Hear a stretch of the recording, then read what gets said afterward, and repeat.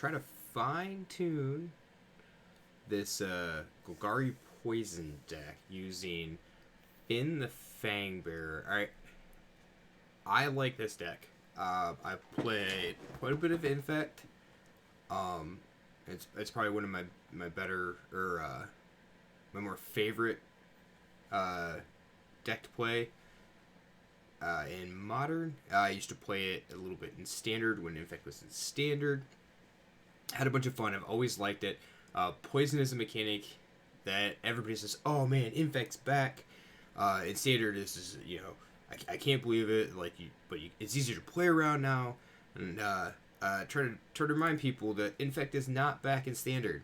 So the fact that you have poison counters, sure, solely on the basis of Finn, but these aren't dealing damage. Your creatures aren't dealing damage in the form of -1/-1 counters, which would get around things that are indestructible. Now, granted, it's like just about everything in here has Death Touch, but and we made some changes here. Vorinclex is just good. Getting double counters for everything now with the inclusion of Vorinclex. They didn't have in the deck originally. We may have to change the things. So this Lurrus may become another questing beast. Because I couldn't find the rest of my Lurrus in paper. Which is kind of odd. Because I don't recall playing them in a deck. But Lurrus is good for bringing back things like Finn, Mire Triton. The small things that do stuff here. Mire Triton helping to get you things to bring back with Lurrus, that sort of stuff. When your Finn dies, you'll be able to replay that and keep going is kind of nice, but the one of Lurrus is very, very difficult to deal with. Noah, what's happening? How are you doing this evening? So, I had some issues with the mana base. 23 lands. Don't know if that's going to be right. This Lurrus actually might get cut and become an additional land. But with things changing here, I do want to see. Actually, that needs to be standard. Glad school's over. Like school done, or just for the day? No.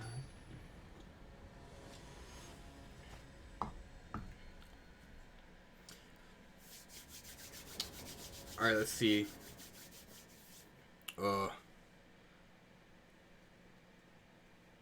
That's bad to see. Nerds going to school. Got to do it though, right?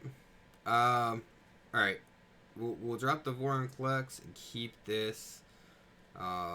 We've got Call of Deathwater to maybe potentially buy back the Finn and the Blade if they die. Viper, what's happening? How is everybody today?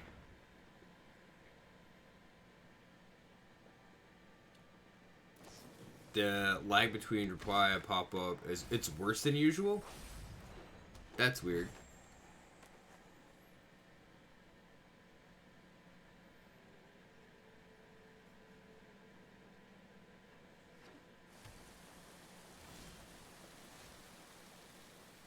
Pretty good since you might be face. Aw, thanks. I appreciate that. I think I want to just Mire Triton here. We're nope, not Golgari. This is Golgari Poison. Yep. So deck that I just. They gonna block? Oh, they blocked. Okay. Alright. I did not see that coming, I guess, but alright.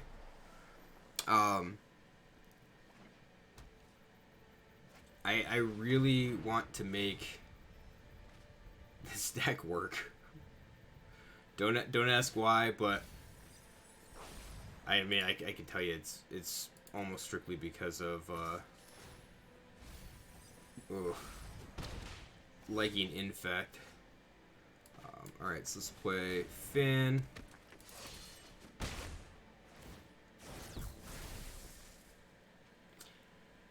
Thanks, Bill. I like it. I don't know how it's going to play out against Mill. Also, not drawing lands. I've been having a lot of land issues. I had a lot of land issues Friday in paper, and I guess I didn't think it was as bad as it was. But, so the lures will probably get cut. I need to draw a green land here. It's not a green land.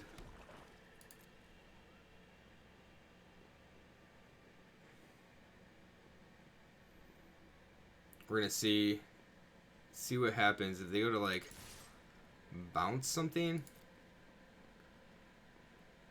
We might just Snakeskin Veil.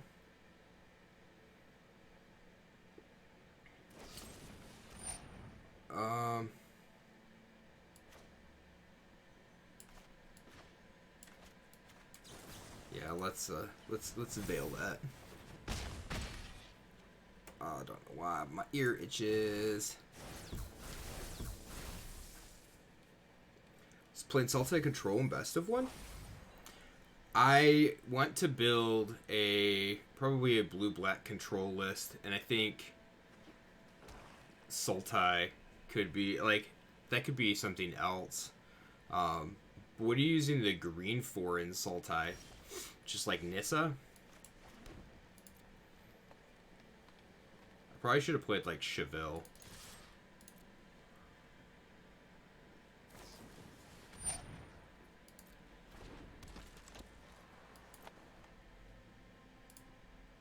Nice.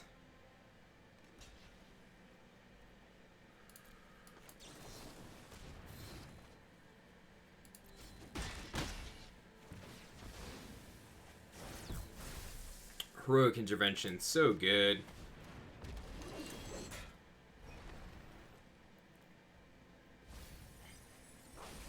You'll be there. Yeah. Garrick Binding of the Old Gods, Blue Granos, Wilton aside. Yeah, I made nice. So I made some changes from last week. A lot of it based strictly on the fact that I couldn't find like cards in paper, and last second, and I think I do want to make this change for land here. So we're gonna go down the Luris and probably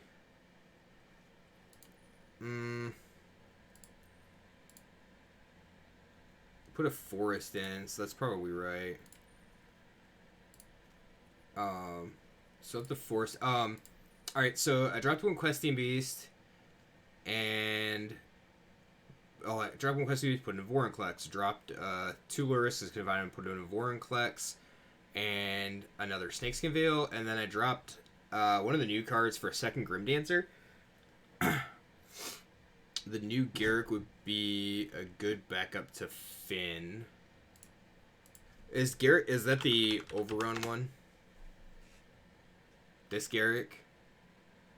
3/3 and trample. Yeah, it might not be horrible. We're really playing more on the like aggro plan, but that actually might be a good. I would think sideboard would probably be where that card would come in. Vorinclex. So Vorinclex is great. Let me tell you about this card. Didn't realize that it blanked. He put the extra forest in. Still having a hard time. Moss Pit Viper. Is Moss Pit Viper 1 mana or 2? And is it in standard? You get this so you can grind and destroy. Just you got nothing. I mean, you could try, Viper. You could definitely try to grind things out. All right, we'll keep this. Call a Death Dweller by the wayside here. One drop in standard. Oh, look at that. Magic's easy. Draw what you need. Immediately get blown out by removal spell. I might be waiting to play Finn here, but I don't know if I can wait till 4. It's going to be the biggest issue. Oh, nope, never mind. I'm not waiting. Drawing a second Finn is pretty good.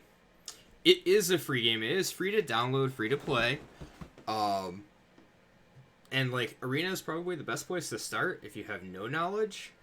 You do get some free cards, and, like, the grind to get cards is real because there's no way to, like, turn duplicates into, like, dust like in Hearthstone and craft new cards. So it can be a minute. I'm gonna play for quite some... Holy cow. What are you doing, cat? I'll play this for the Grim Dancer. And yeah, I will run that Finn right into that Bone Crusher Giant. It's perfectly fine. No cares in the world there. So we'll play this thing out. We'll give it Menace and Death Touch.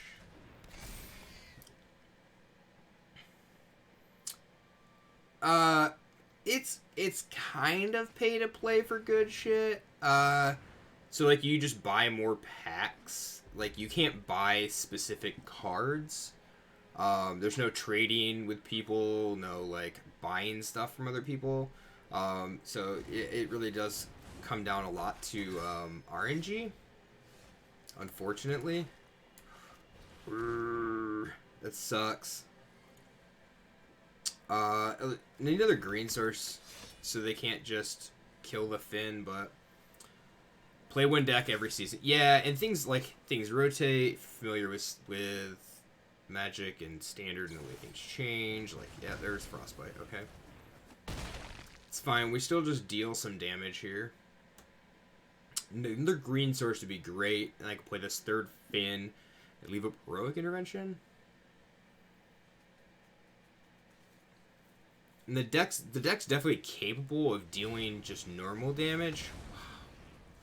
They're going to use 2 spells to kill the Grim Dancer. Okay. Forest? Please? Push-ups after this match? Push-ups for what? Don't they have a thing when a new set comes out where you get a free pack for the set for completing events? Yeah, you could do different things. Like when the new set comes out, you can use codes. So like play Call Time is a code for 3 free packs of Call Time. So they do that. I don't know if that was a follow or a sub. Oh. I think it's a sub. Thanks for the sub. Oh, well, there's a good reason for some push-ups, I guess. Thanks for the Viper with the gift sub to Pop-Tart. Thank you much. Congratulations, Pop-Tart. Oh. So I can Heroic Intervention here.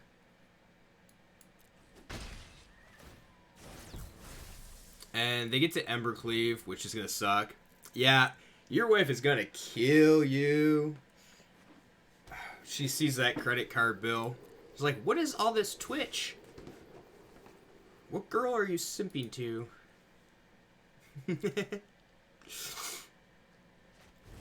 Oh, look, it's an Embercleave. Who would have thunk it? And the realization that you have to tell your wife that it's just me.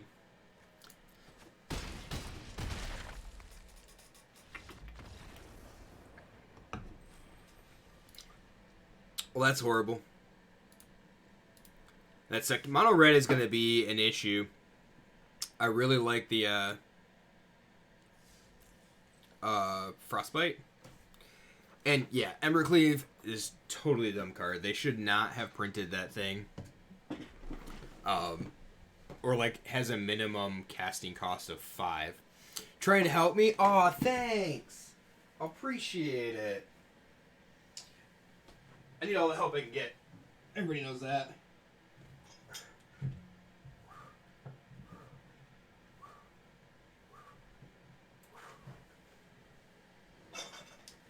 We need quite a bit. No flash would probably been 5. Far from the next ninja. If you mean by disappearing in the night, then maybe. But far from a crowd that big.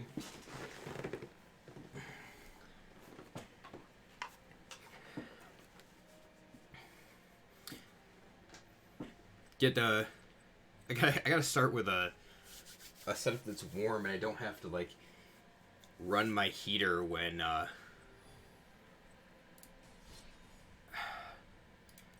question is, do I want to go up? I like almost want to go up another forest.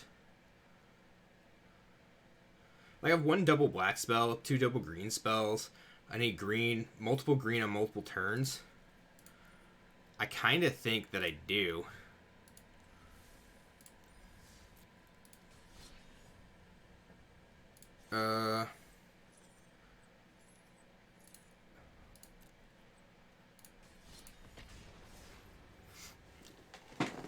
If you have to buy 100,000 gifted subs, you're not gonna do that.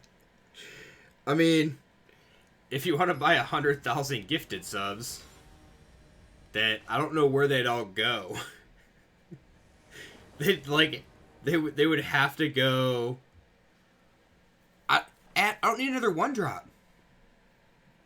That's the problem. I don't need another 1-drop. 2 1-drops is perfectly fine.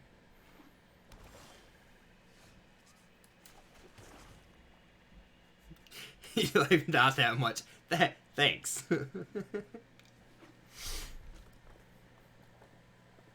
So, like, if we add the Viper, then I have to cut something else, right? And then what is the cut? In reality, Bright Side's Cleave doesn't usually slay till turn 4. Yeah, that's not really a bright side. Cleave killing you on 4 is horrible. Yeah, no flash would have definitely made it better. Ooh, we got what, like Rakdos Sacrifice here or something?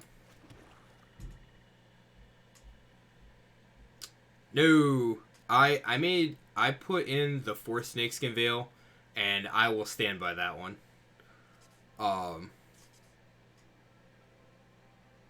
That's kind of ridiculous. Like, Snakeskin Veil is just that good. 1 mana protect, like, especially protect your Finn. I just need to get the mana base figured out here. Why?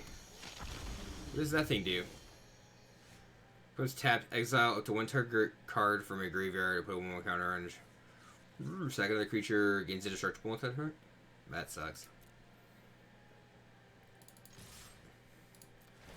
We get some drain life going. 1 Vorinclex and a land. So like Vorinclex is really good. I very rarely get to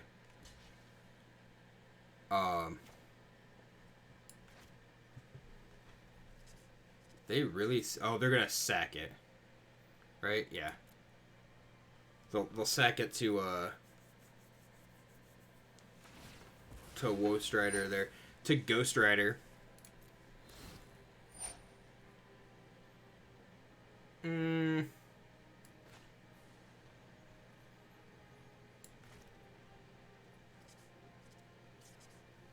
Do I wanna Snakeskin Veil the Blight Fang?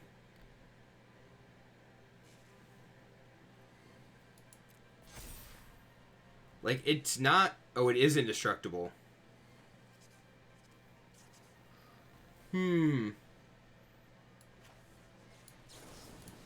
Yeah, let's just veil the Blightfang here. Those are just Vorinclex Beast and Sideboard. Yeah, Questy Beast already closes out the game. Yeah, Vorinclex is a one-shot, though. Can be. Although, also blanking things like that. That's real. Oops.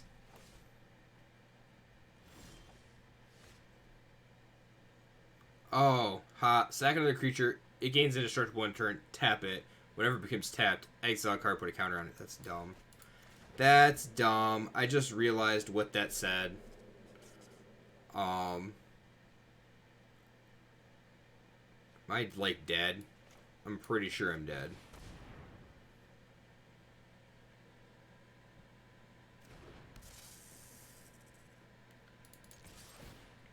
Binding the Old Gods. What is Binding the Old Gods? Decrease the black 1-drops and replace with Moss Viper. Go half and half. You're really on Moss Viper. I mean, playing Moss Viper is the same as playing the green 1-drop that I have, right? They're both 1-drops and they have Death Touch.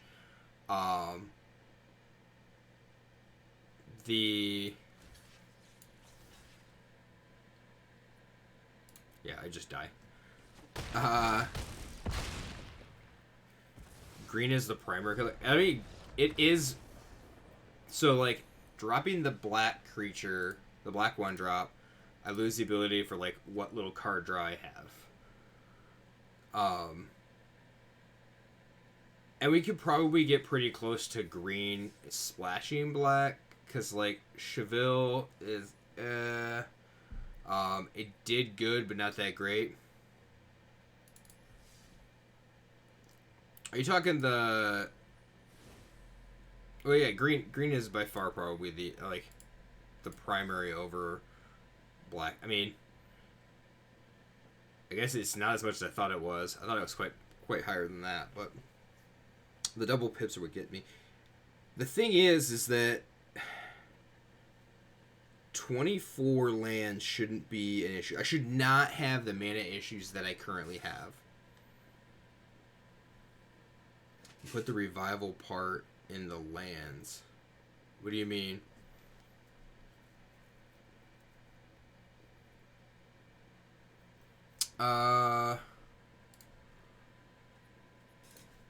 Let's look at Binding of the Titans.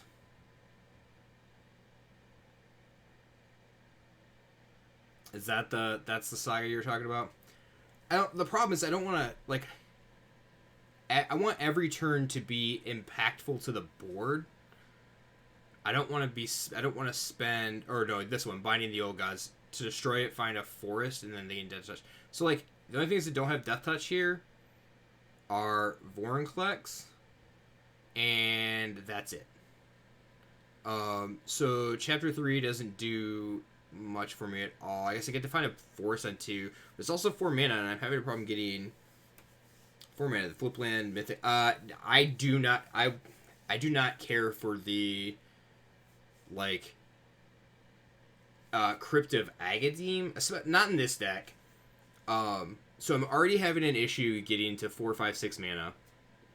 Crypt of Agademe's already triple black, and then 1 to, like, get back a 1/1, so 4 mana. Or Crypt of Agademe, Agademe the Undercrypt, whatever. So, or Awakening, there we go. Yeah, so 4 mana. Like, at 5, I get a 1 and a 2-drop. Like, that's not beneficial at all. Also want the lands to be untapped at the end of battlefield. I don't want to pay 3 life as I'm having to, like, I'm having to soak up damage with my face.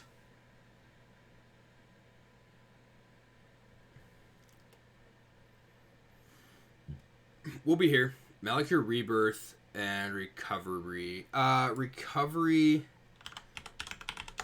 I don't know. Rebirth could be okay. The 1 mana when this creature dies, return to the battlefield, tap its control. Sure. I mean, that one wouldn't be horrible. Balagan Recovery, I don't know about. You're just buying something back there.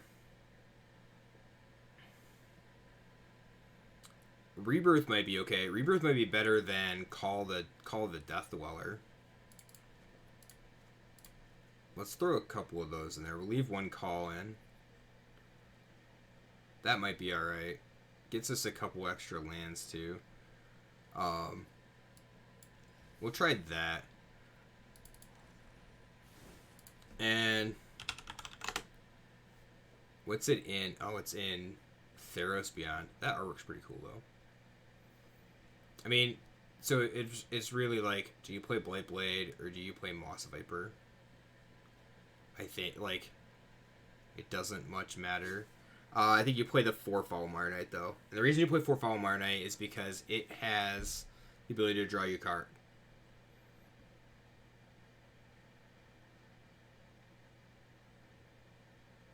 You think Call is too much value? I don't have room for 2 of each. I have to make another cut. And I don't think... I might end up cutting Vorinclex, but I don't think you cut Vorinclex. Like...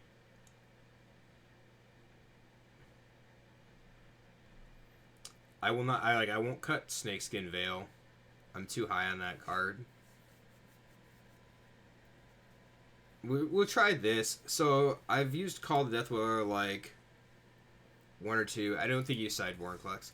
It's either main board or it's not at all.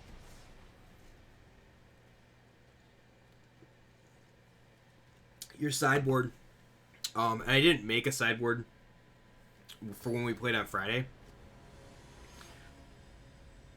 And the main reason is that the deck doesn't have a whole lot of wiggle room. See, there you go. This looks okay. Get these 2. We get a Finn. We're cruising along here. Cheville should be sideboard. I could see Cheville being sideboard. That one I could see.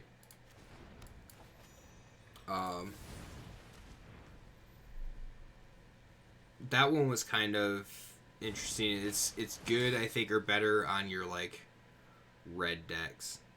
Or your Gruul decks. There we go.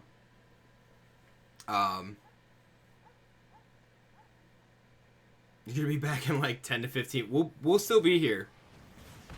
Oh, that sucks. So the issue, I think, is that it's like, if you're playing against something that doesn't have a lot of removal, you could afford to take out like Snakeskin Veil and Heroic Intervention, and put in some like removal of your own. Oh, look at that! I mean, I need a swamp anyway.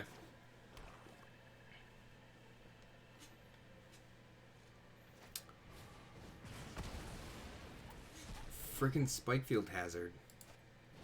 Like, this Call the Death Dweller is just not going to get any value. Come on, swamp. That is not a swamp. Call gets no value whatsoever here. And they freaking milled over a Croxa. Awesome. Alright, land. I need land.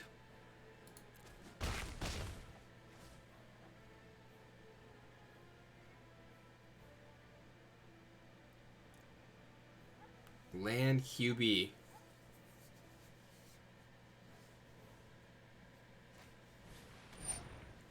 F.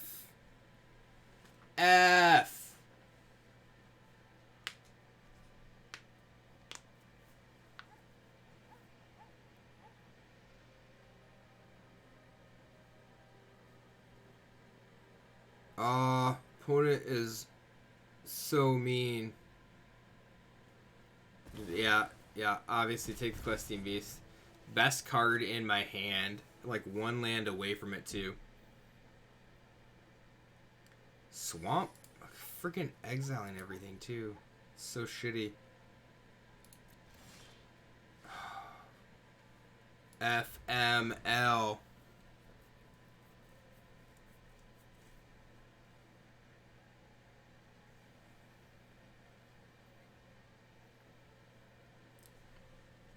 I'm gonna die to Mire Tritons is what it's gonna be. You watch. I mean, Mire Tritons are a real thing. And look at this. Like, I would have hit 2 lands if I didn't mill them with my freaking Mire Triton. Aw, there's Croxa. Well, that Vorinclex is going to the wayside. Actually, maybe the Grim Dancer does. Not much removal, and otherwise he takes the Veil. Actually, you can make an argument, I guess, for both there, because with one land, like, I guess with the point to where he was at, he had 1 open. If he had 2 mana open, they might have removal in their hand, but they can't kill the Questing Beast. I guess I don't know. I'm actually going to discard Grim Dancer here. And I'm doing that because I'm going to immediately draw this freaking thing.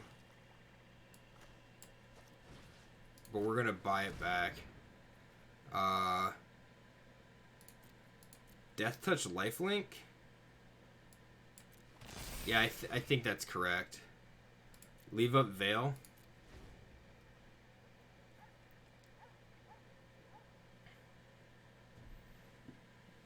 Problem, like, I can't block, can I? So 6, 10. And they know I have Veil. I mean, I guess I can block the Croxa.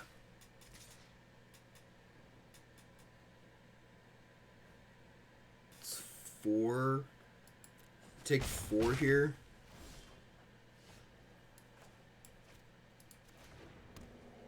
I mean, having Heroic Intervention.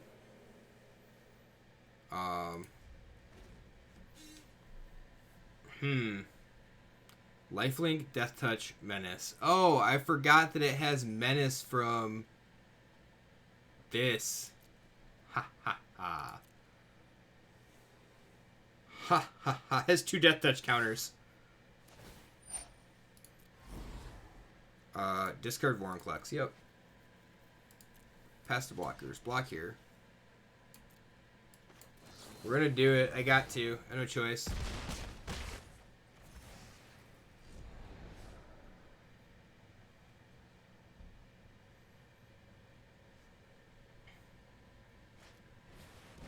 Egon. Shit. Well, we're doing that.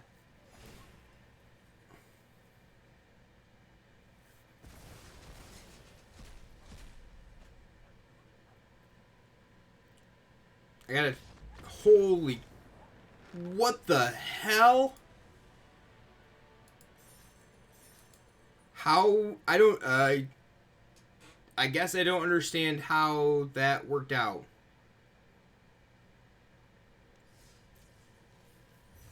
I thought about Egon. Somebody had made a comment in one of the videos about Egon, but the issue is you'll see that there's 0 rare wild cards here. And if I type Egon, nothing comes up because I own 0. I did think about Egon. Somebody had made the comment about Egon. Egon would probably replace Vorinclex. That's your big end game there. But I don't even know if it's good enough to replace Vorinclex. Like, you only draw a card if you sacrifice it, and like if you can't remove 2 cards, so you sack it and you draw a card, which I guess is okay, but it's not like amazing. in that aspect of it. The backside of it is pretty good. Cool. We'll leave with White Blade. But the stats are pretty sweet. Also to note that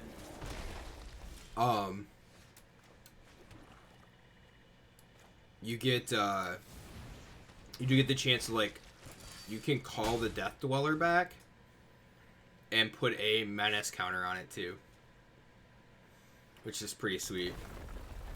So it would be a 6/6 with Death Touch and Menace, which is pretty nice. Scoos, okay.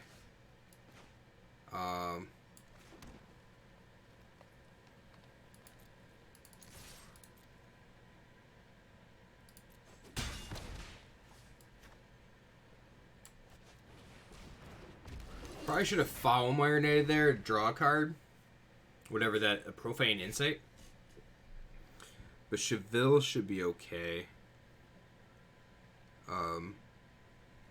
If they gotta start using, like, if they gotta use removal spells on 1/1s, I'm okay with that. Cheville. I'm into 1/3. Bounty counters, drawing extra cards and stuff. I can't block the Elemental, which really stinks, but so we're gonna take a boatload of damage here. If they attack with both, they have Embercleave in hand. Oh no, they just have Great Henge. Okay.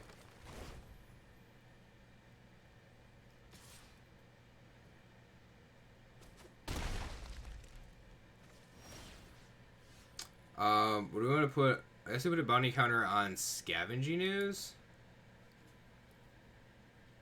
Like, we're not likely to kill much of anything. But I actually can't kill Brushfire Elemental. And we'll just, yeah. I'm gonna keep the Scoos at bay. Leave up Heroic Intervention, I guess.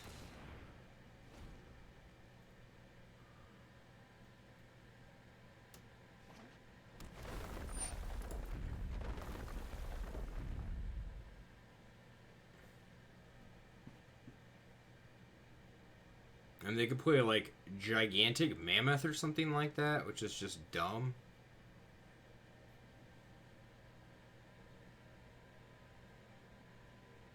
Ooh, are they gonna like fight something? I think they're gonna fight something. They're gonna try to fight something. Nice. Nope. Not today, Junior.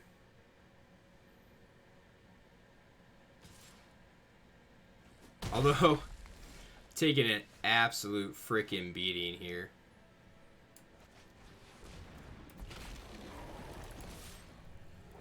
Well, we can turn everything sideways now that Brushfire Elemental can't attack into QB here. And I think I might actually block the Elemental. Not having Heroic Intervention up. Son of a... Okay. We're done. Can't actually win that. That card is so dumb. A Chrome War. It's like, what is it? It's like 2 mana steal something, and then shit deals dead. Whatever, I don't even know. That's probably the only way that I lose that that game.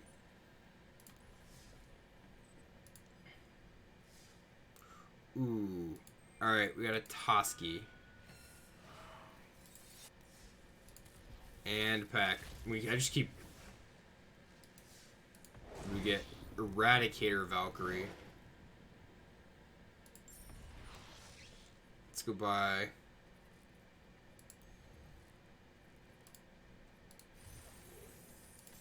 I hate that you can only buy one at a time.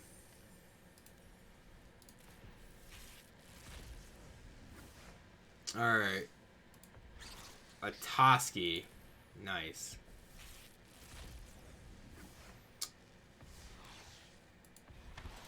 Dragonkin Berserker. Be cool to make a Dargon deck. Yeah, I don't know if landfall decks actually play Migration Path. I don't know that. I mean, I guess it's good for the deck. Like trying to pump up the 1/1, like sending you tag with a 5/5 every turn, ramping yourself in. Son of a sea biscuit. Ooh, that's pretty good. That's pretty good. I'm gonna keep this. What am I throwing back? The snow-covered swamp, I think. Yeah, I think that's what we throw back.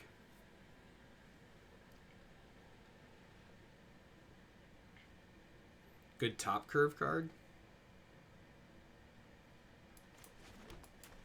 Yeah.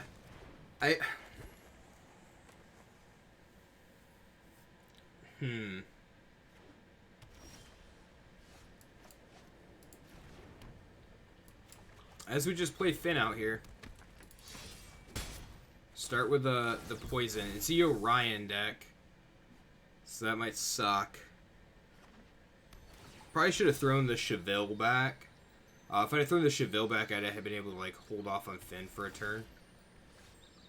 Don't worry about it. And I am totally like they're on lethal right now. So we're just gonna leave a heroic intervention. Nice. Opponent doesn't kill it, doesn't do anything. Turn 4 win. Gotta love it. Yeah.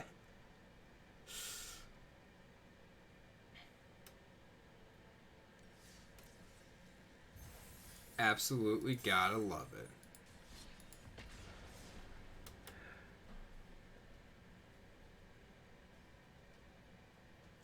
Wondering. See, I don't think you can play the Saga. It's 4 mana. You're trying to get the game over with as fast as possible. I was trying to think if there's like a way to put things with Menace. Then that might work.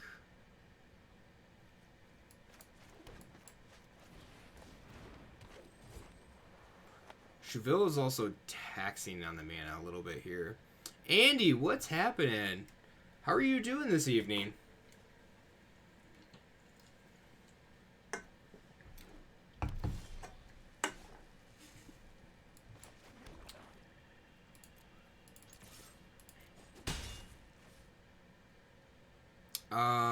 I think we Cheville the 1/3, like the 3 toughness is good. Isn't a lot of red in my Jund deck. Nope, you're correct. There is no red in my Jund deck.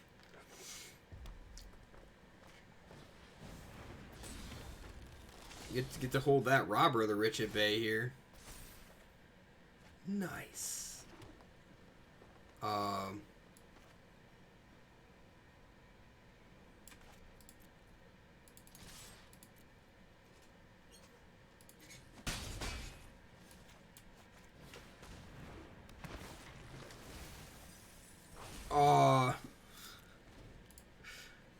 Rip my swamps.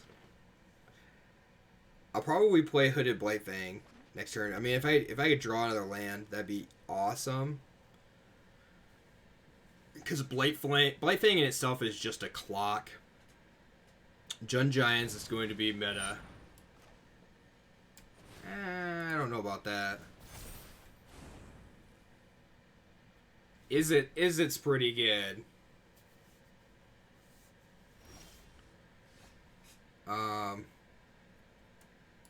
Alright, yeah, we're gonna Blightfang here.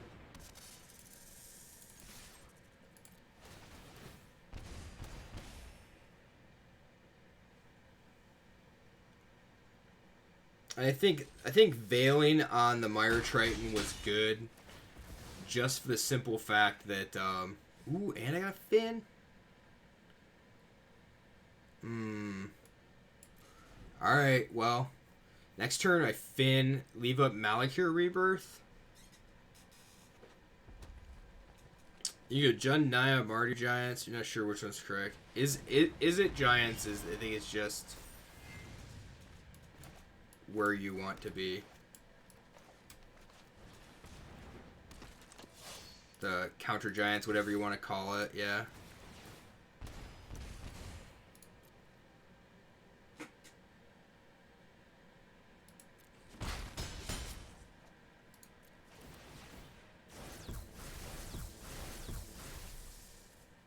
Does the opponent think that they can beat the poison clock here? They might. Is it your least favorite guild, so you'll never play? Never say never.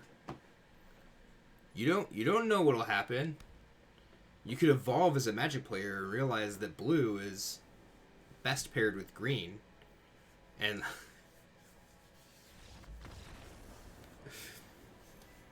no, best Simic best guild. Fight me.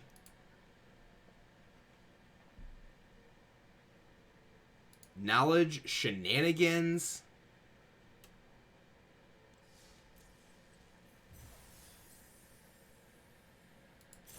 Whoa, whoa, whoa, whoa, whoa. Your scale way messed up.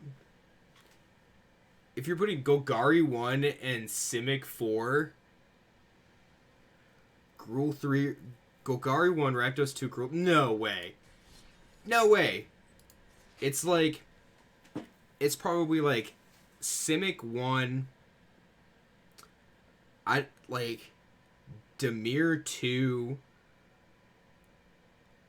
I don't know, like... That's it? I don't... It's... You can't even... Like, that's not even... I don't know. Azorius 3, maybe?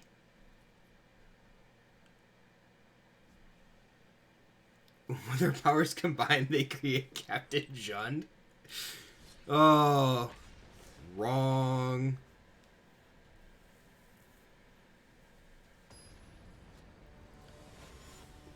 I would say, like, Golgari is probably one of my more favorite decks to play, but I can't say that I actually, like, enjoy... We're keeping this.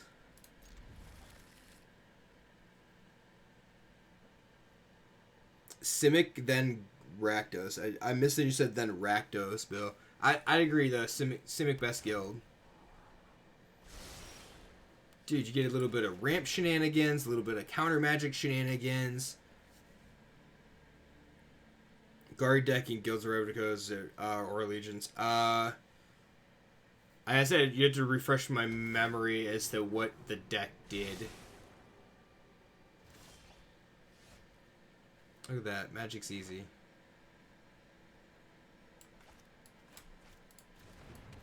Play the Finn. Hopefully they don't kill the Finn before I get Snakeskin Veil up. Or it wasn't limited. I have not played limited in quite some time. Oh, they're going to kill my Finn. Oh, no, they're going to Goose? Then they kill the Finn? Oh.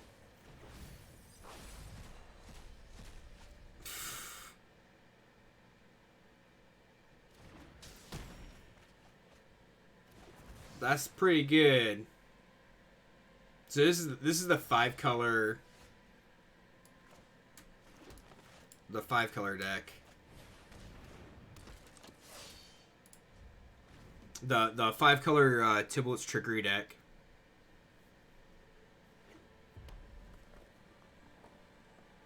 You only did it when you got a free couple.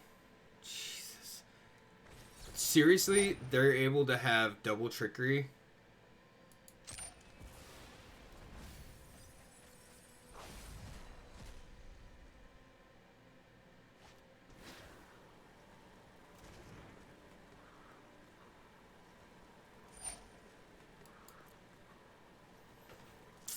Oh, they get something gigantic. They got a freaking Gilded Goose? Nice whiffs. Nice whiffs. Alright. Feels bad.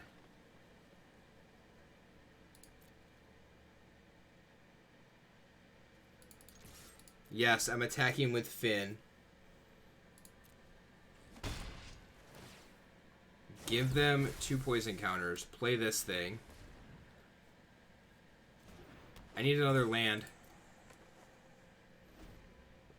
Yeah, I have I got like a couple free drafts and another sealed that I need to do. Just try to get call time cards.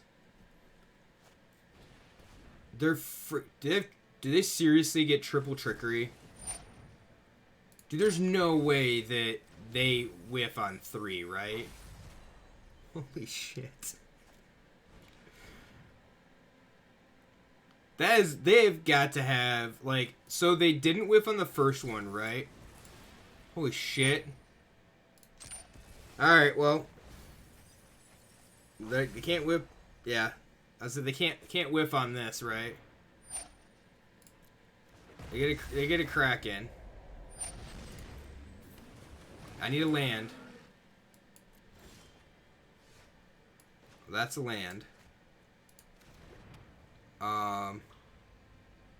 Do I Questing Beast? Snakeskin Veil just gives it hexproof.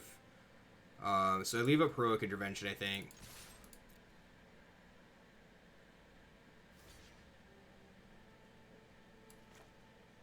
Okay.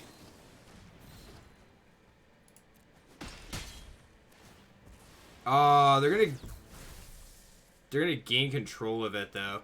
I mean, I guess whenever they go to gain control of, I can Snakeskin Veil. And they don't untap. Okay, that's fine. And they'll go to, like, take control, probably, of Questing Beast. They used all 4 trickeries, though. Holy shit. And then they hard cast Corvold. Okay.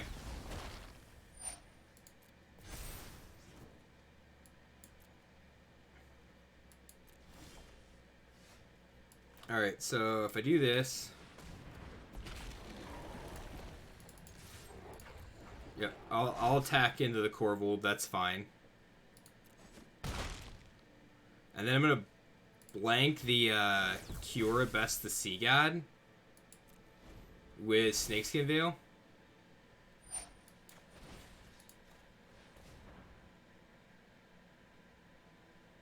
Or at least we're gonna try to blank it, yeah.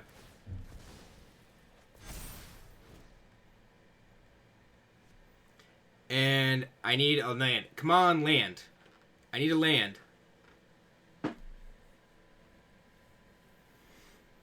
I need a land here and for them to not kill anything.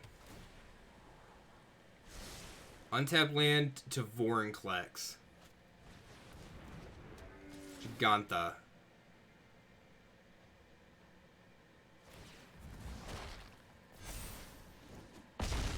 Untap land. Come on. That is not an untapped land.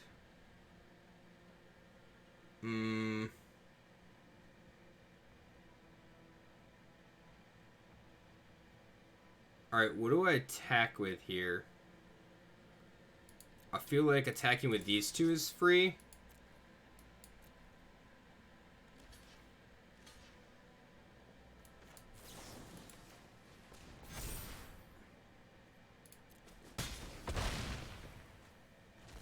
And then if I draw a card, what the? Why would? Oh my god! Saved by the freaking land draw there. Stupid auto tapper. Oh, we're trying. We're trying hard here. Gargaroth, that's fine.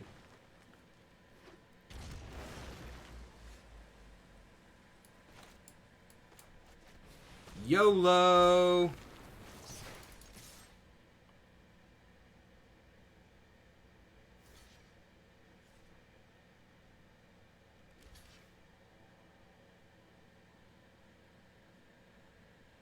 Nothing has first strike, right? Yep, okay. Like, opponent trying to figure out, like, what's going on. I'm gonna kill you with poison, is what it's gonna happen.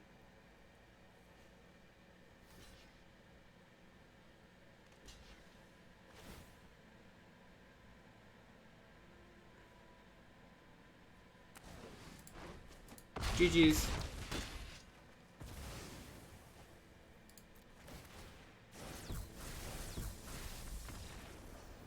I'm gonna kill you with poison.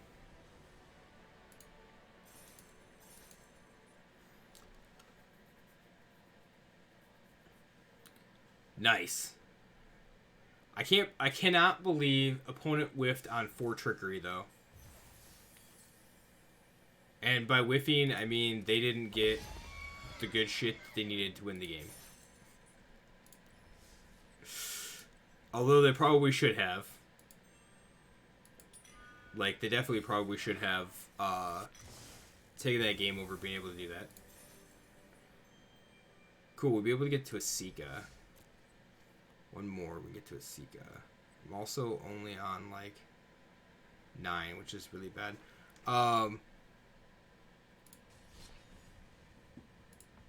That game actually went fairly well. I'm wondering if 6 is actually just too much. Without any sort of ramp. Like here. Keep this, throw this back. We go 1, 2, 3.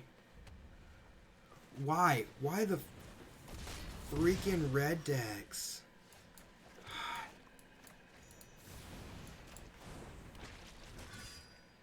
It's so dumb.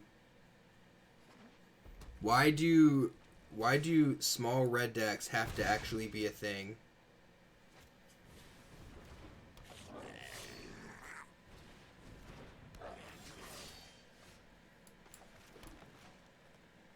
I can't protect it, so I guess I gotta play it. I could have played Mire Triton, but... And now that don't matter, because I can't attack into those.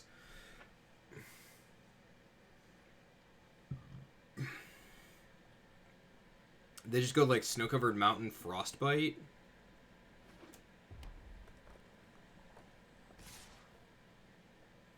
Oh.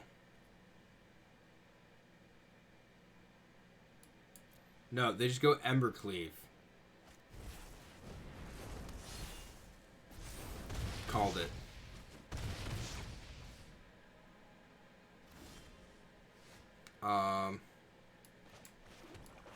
Well, I guess we're gonna go with some Drain Life.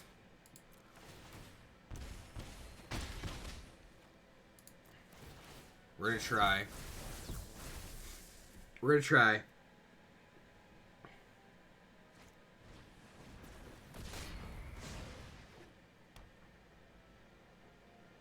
Ew. 2, 4, 6, 8, 9.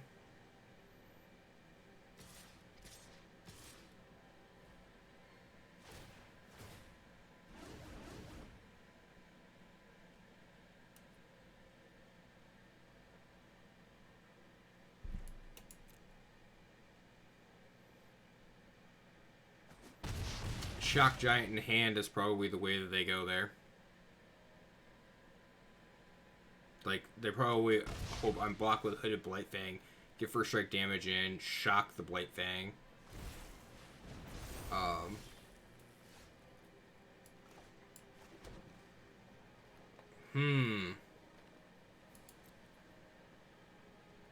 So this thing has double strike.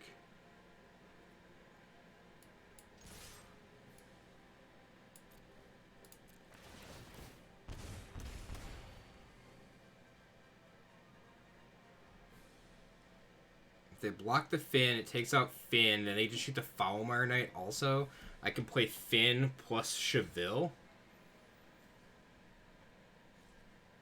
Which is good. Yep. I'm okay with that. Just Ed, thank you for the follow. greatly appreciate it. So we're gonna end up doing some push-ups here. Doing a push-up at least. How are you doing this evening?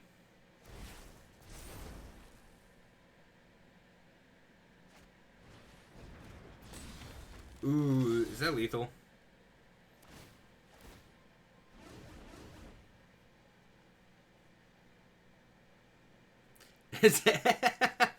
It's Emblem. Hi, Emblem. How are you tonight? Oh. What'd you miss? Not much. We beat 4 Tybalt's Trickery in 1 game. You missed that. That was pretty good. Alright. 3, 6, 7, 8, 9, 10, 11. So it's 11. So you soak up 3 points of damage. Is that right? So if I'm taking 6 from this, right? I think I have to block like this. I don't think I have a choice. Or I could put this here. If it's the same as the like Shock Giant though. So 2 damage on Shock Giant would be from Shock Giant would be the same thing. Oh, Rimrock Knight just kills me. Okay. I'm having the wrong card. Been busy? Nice. How am I liking Call Time? I'm liking Call Time. So far, so good. Yeah, it's my best friend, Embercleave. With my boy, Torby over here. Although Torby didn't make an appearance in that game. So did you change your name, Emblem? Is it now Misplay?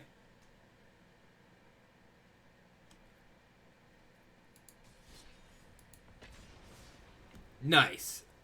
That's gonna be very hard to remember.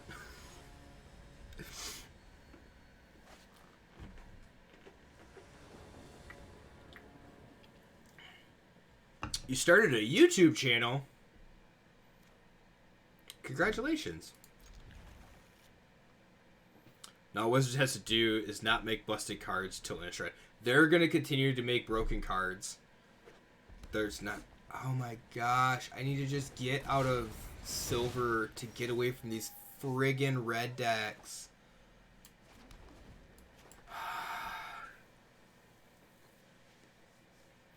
What content are you doing? What type of content, I should say?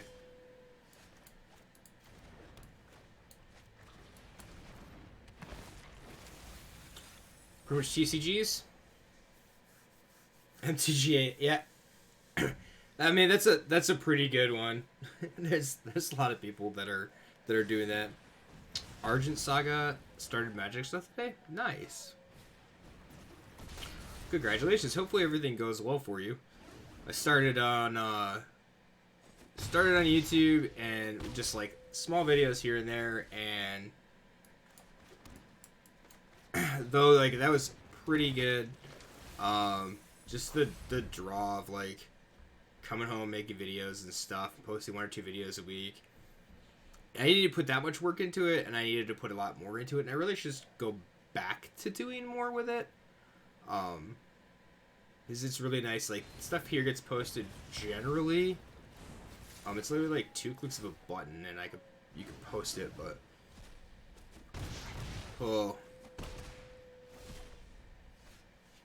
oh my goodness.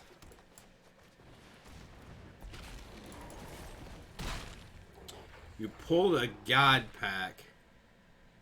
Pulled a God Pack in what? Out of Call Time? I need to pick it back up.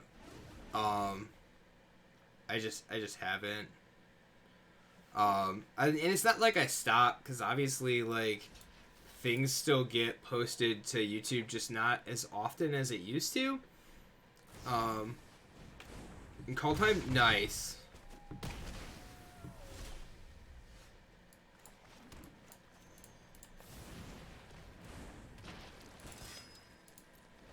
totally giving that Foulmire Knight indestructible.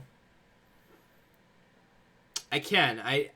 So you can actually just like export straight out from. You're not getting a free card.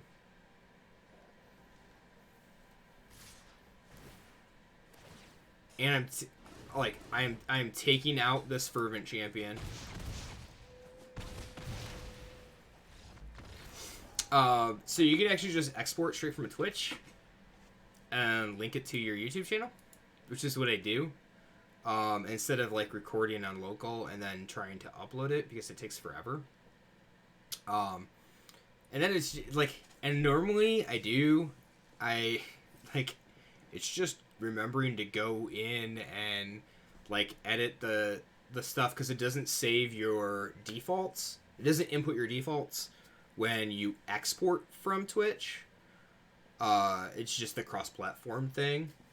So you have to go back in and like copy pasta on everything.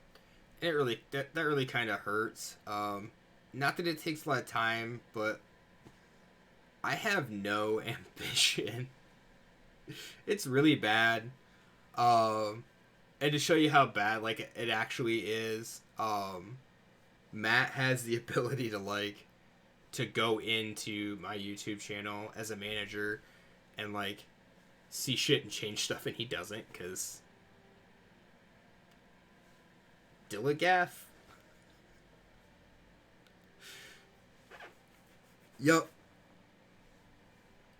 Yeah, the burn is real here. I kind of want to... Okay, I have 3 draft tokens and a sealed entry. What's good?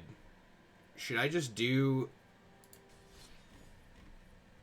Oh, I got this. I have this sealed to do. I forgot. Let's finish this. It's this shitty sealed deck that we put together. You're a big fan of sealed?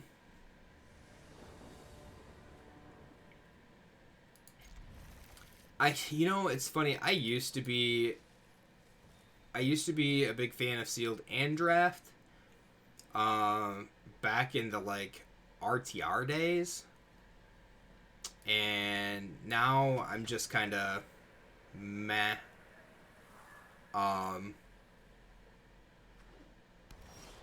Like, I'm not that good, and I don't know. I can't say that I'm not... I can say I'm not that good. Really being able to, like, assess the value of a creature, or assess the value of a card, period, I guess I should say, is difficult.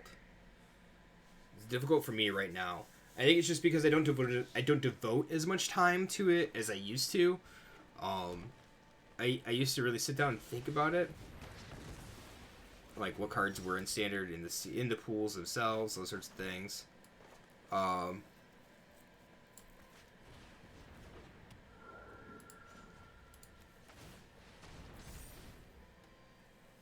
Ascendant Spirit. Also want to try to build a deck with this.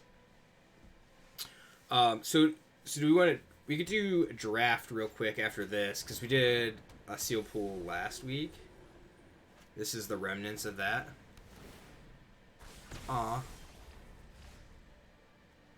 Exile creature card from your graveyard. Artifact or enchantment an opponent controls. That is not that. Oh, I don't remember what the creature type I need to choose is here.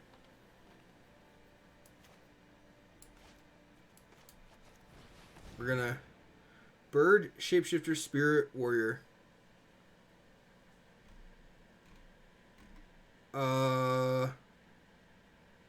Shapeshifter? No, I got everything. Spirit. It's an imp. It literally just like only gives you the choices that you've played so far, so it's...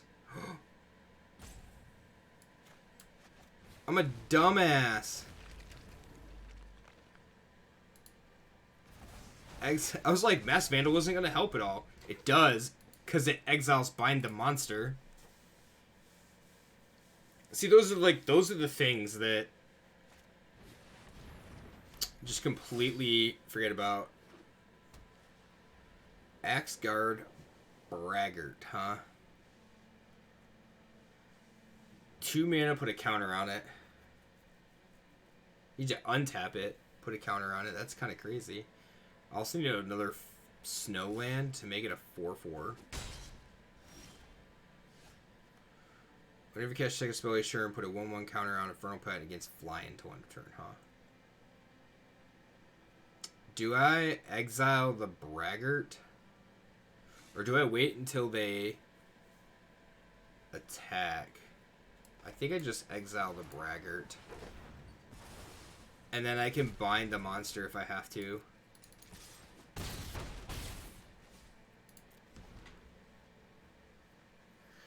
The Braggart just it represents so much mana, or so much damage. 2 mana is probably not going to matter in there, like in the grand scheme of things.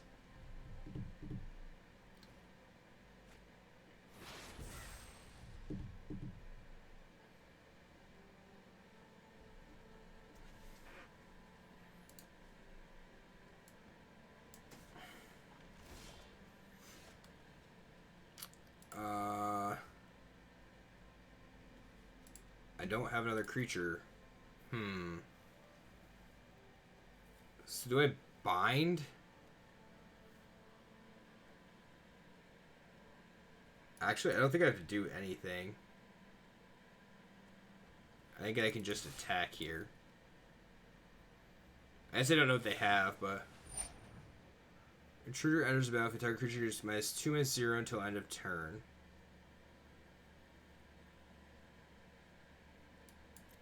Yeah, that's fine.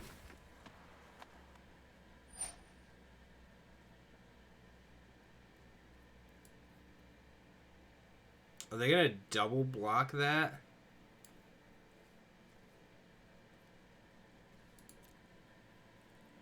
That'd be my guess. My guess. Called it. Called it! I don't even care about Realm Walker. Used to be a fan of draft, but it's rather hard to do when you can't drive and you have no money. Yerp. Hear ya there. Ooh, I have a Realm Walker that I can exile to way down now. Also, when you were into it, you sucked at Magic. Well, I mean, it's better to have been like into it and been bad at it, and like than to be good and not be into it or something like that. I don't know exactly how that works. You mean what I know. Let's Binding of the Old Gods to destroy that. Let's weigh down this thing, exiling that.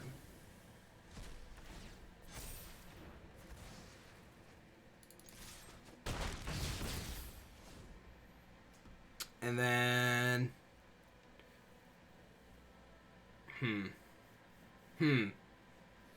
I could bind the monster on a blocker and potentially have lethal. You gain life for clerics? Angel or clerics, huh? Maybe you catch second spell each turn, you gain 2 life. Well, that sucks. It's cool for me, but you kind of like playing optimally and not with suboptimal cards. Yeah, so I can't say that I don't enjoy limited play, but I enjoy it more so on the like play with a friend scale, if you will.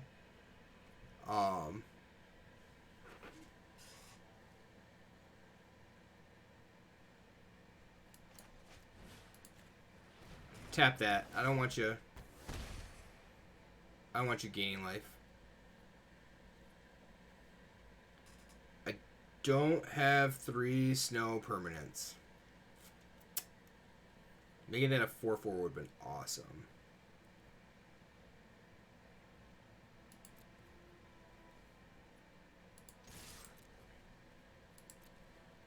That thing deals damage too? Oh, it deals damage you lose power. Yeah, that sucks. And this is where the deck just, like, peters out. It's random, unlike standard. More mono red after mono red, yeah. Lindworm, good card. Gain 4. 6/6 for 6.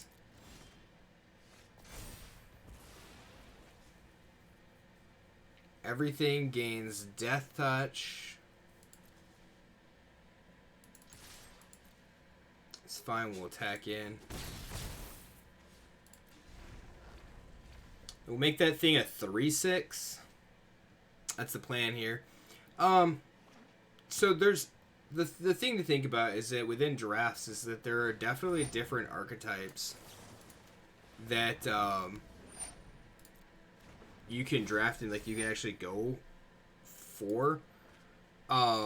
So though it might possibly like though it's random with the cards that you get, those sorts of things.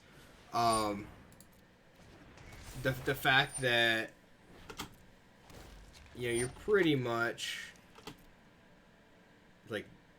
drafting 3 or 4 different archetypes every time you draft, and your pool is going to be this like a steel pool is going to be similar in that way.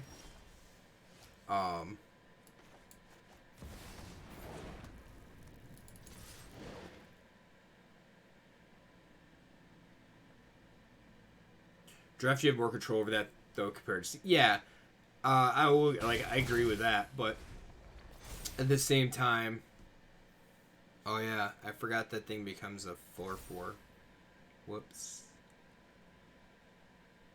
And Eradicator Valkyrie won't,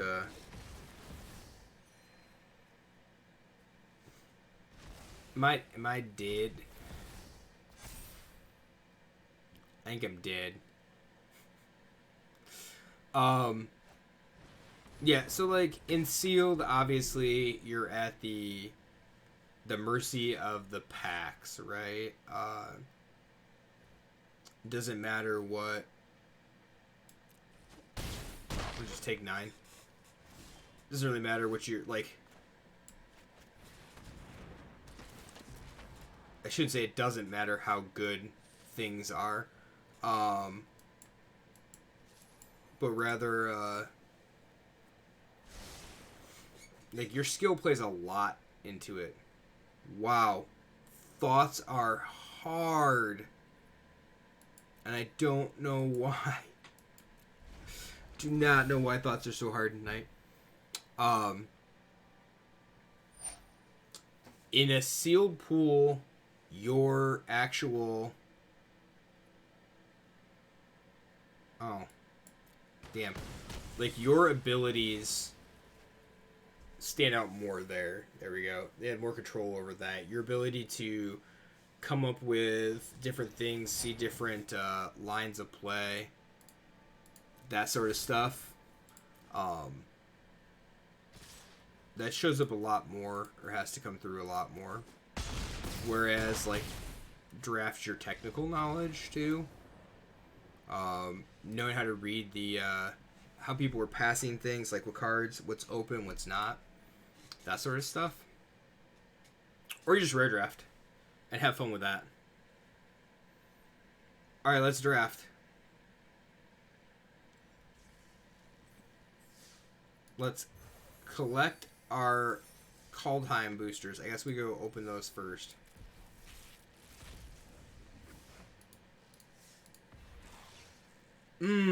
Alright. Got the good pathway.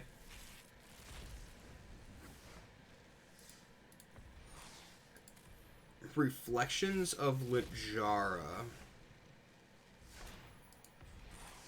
And search for Glory. Okay. Alright. I don't know which one's which. 3 matches. This player draft. I've ever drafted in person with a guy who brings a notepad. No, as far as, like, them writing down the cards in the pack? I don't think I could do quick draft Oh, I don't want Zendikar Rising anyway. So I have Premier Draft for Kaldheim, Traditional Draft for Kaldheim. I don't think we want Premier Draft, right? That's the... We get a pack and some gems. Or... So I guess it's these two. It's a pack and some gems. This we get a pack. And a pack. That's 1,000 gems. Well, I guess we're doing Premier. Because I can win some gems. Had a guy at your old LGS who did that. Interesting. I didn't think you could write cards down on a notepad that were in the pack, but I could be wrong.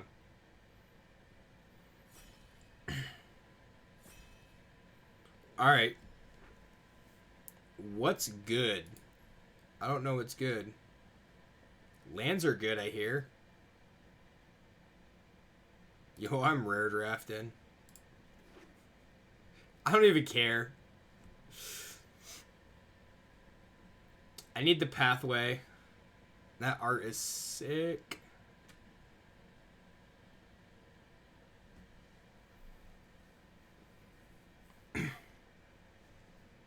Alright, 3 seasons. I guess it's like... We could play like... Ramp?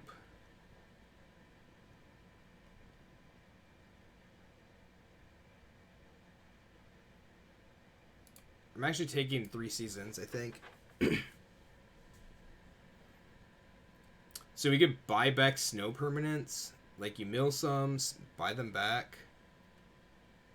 I don't even want to take lands, right? This card from your put 2 on counters target creature actions behind to me. Search the library for creature card power 6 degree reveal, put in your hand, shuffle your library. Force snow, I'm going to.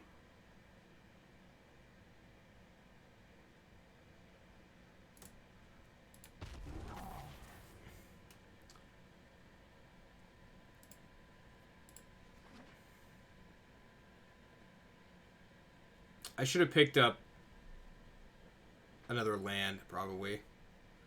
Bergstrider. 3 seasons. 3 seasons seems pretty good.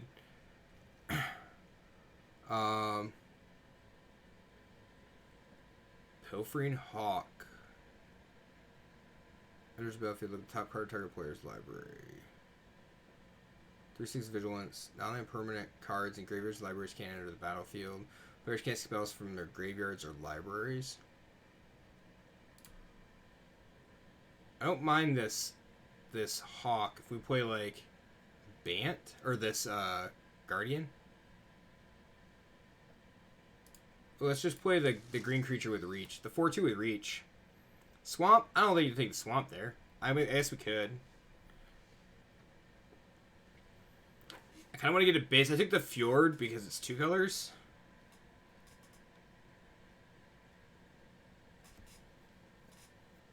But we might not be in red.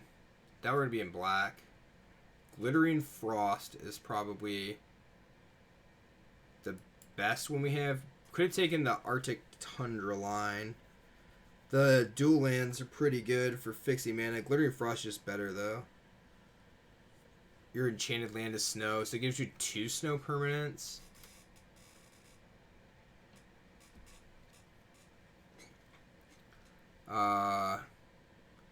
Like, we might take that floodplain there.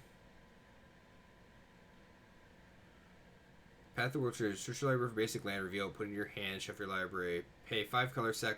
You gain 2 life. Draw 2 cards. Target opponent loses 2 life. Path of the World Tree deals 2 damage. Creature 2/2 green bear shirt. Yo.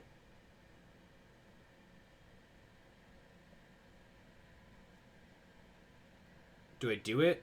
I do it. I'm doing it. Path to the World Tree.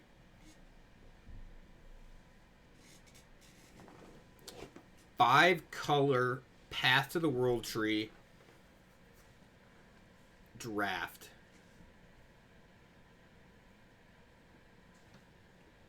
All right, now we need as many like different lands as possible. I think we might just play Path the World Tree because like you find a basic land to reveal, put it in your hand. Like it's just fine that way.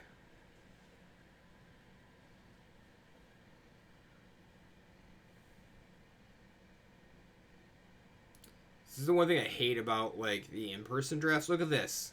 It's like you literally just have one person that the packs stack up on because they take the entire time that they have to do that.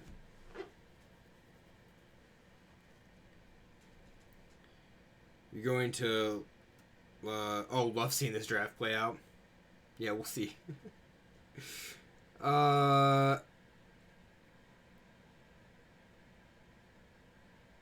Yeah, we're playing Replicating Ring.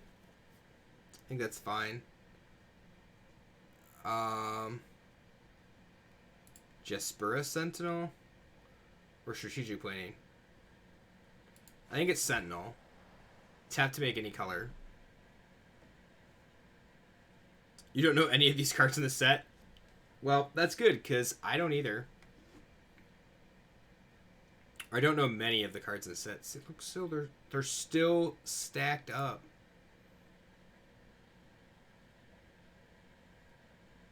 No, there's a Tibble. Yup, there is a Tibble. There's a Tibble, and there's a Trickery, and people were doing dumb things with them. Enters battlefield, put one counter target's creature. I think we're taking this. We take the Glade Walker. It's a shapeshifter.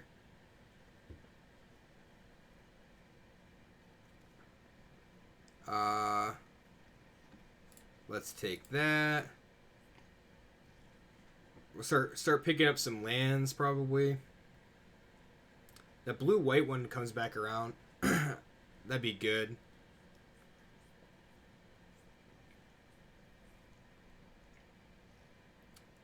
If we had a Sika and like some gods to pick from, that'd be sweet too.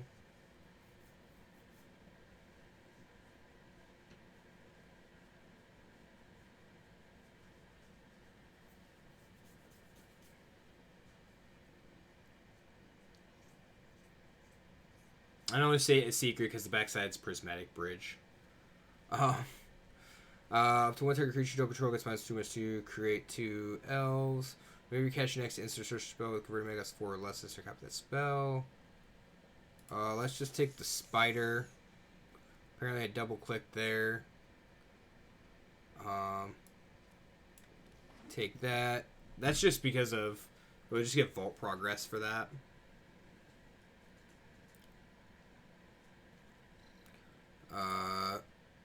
Take the Sentinel.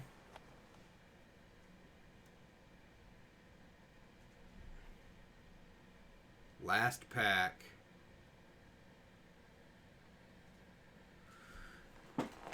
last pack, last pick. Wow, there's 2 cards. Oh, we get a third Recluse. Okay.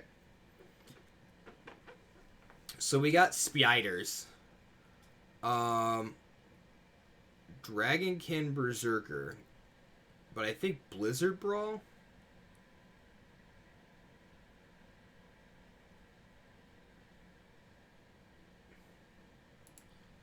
I think Blizzard Brawl is the take there. Maskwood Nexus. Dude, this card is freaking amazing. That's the pick.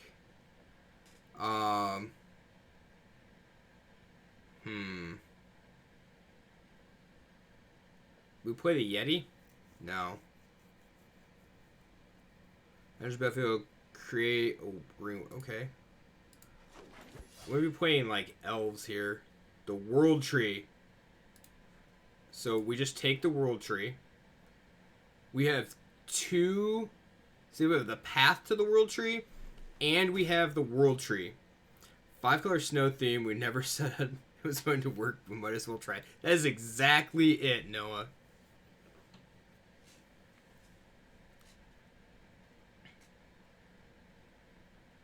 I don't even care. I got like a Replicating Ring. Like, that thing's dumb.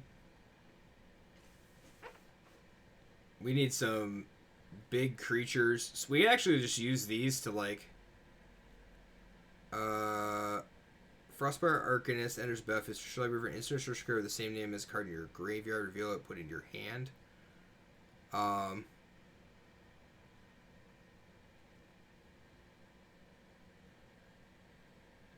think I just take the Shimmer Drift. I kind of want to take this. But the Shimmer Drift Veil is going to just... The land is going to fix our mana.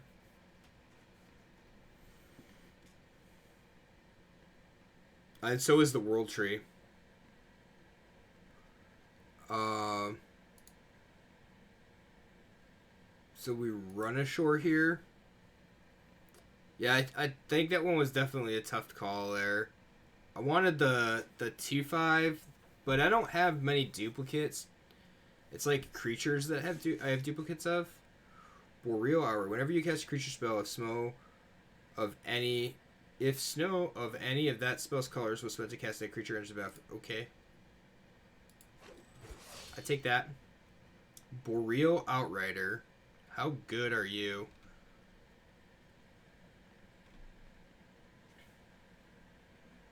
Land base. Yeah, the land base will matter a ton.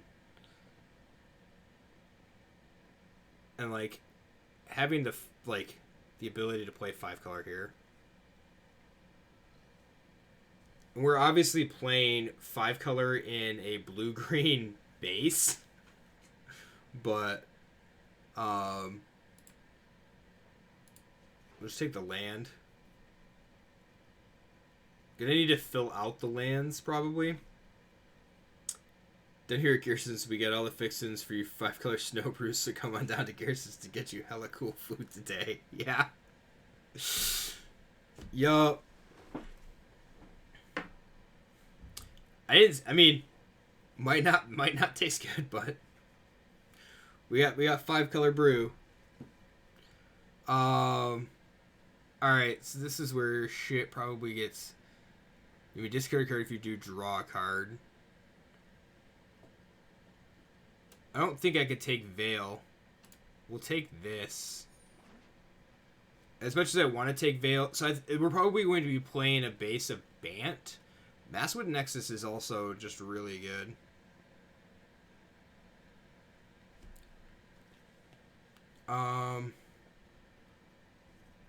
Mirror Lake. Create a token that's a copy of target creature control except... I'd probably take that. Actually, we'll take the 5/5. That's the point. Yeah. And we might be cutting some stuff here, like cut a Recluse and shit. Foretell for 0. And it's a 2/3. Return target creature card from your graveyard to the battlefield. No, we'll pick the Yeti. It's small. I can play it. Stay in the colors, I guess. Strategic planning probably gets cut there. That land might also... Sulphurous Mine might get cut. I don't know yet. That goes to the sideboard. Okay. Terror. So we have another Fjord. That'll probably... That might... It tabled, I think, the first time. So we have Terror Grid and the Shadow.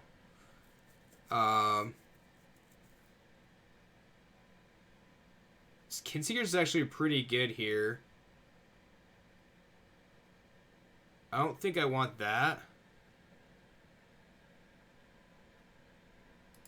I think I want...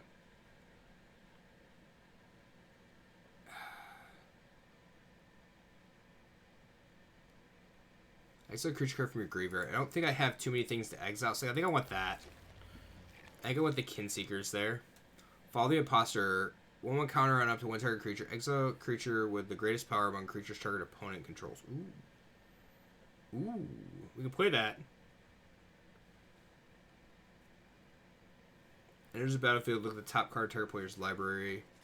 We put it in the graveyard. We also played this. We played this. I think we take this, though.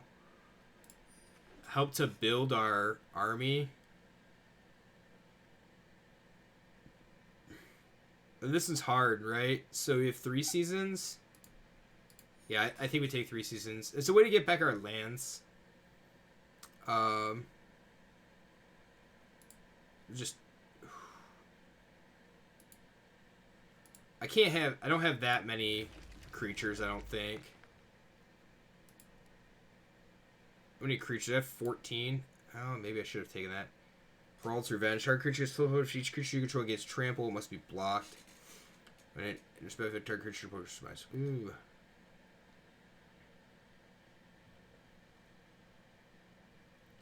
Probably taking this. Just invoke the divine. I don't think it's not great, but Masked Vandal. Vandal's okay. We're definitely gonna make a bunch of cuts, which is gonna be interesting. And I also need. I don't have a ton. I mean, I guess I have like snow creatures, so that'll be good for the 3 seasons.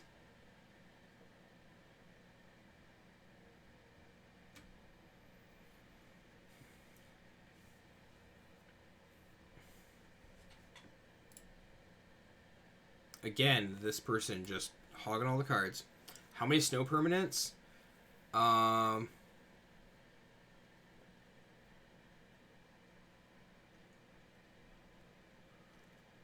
1. We'll leave it Boreal. Hold on, I'll be back. We'll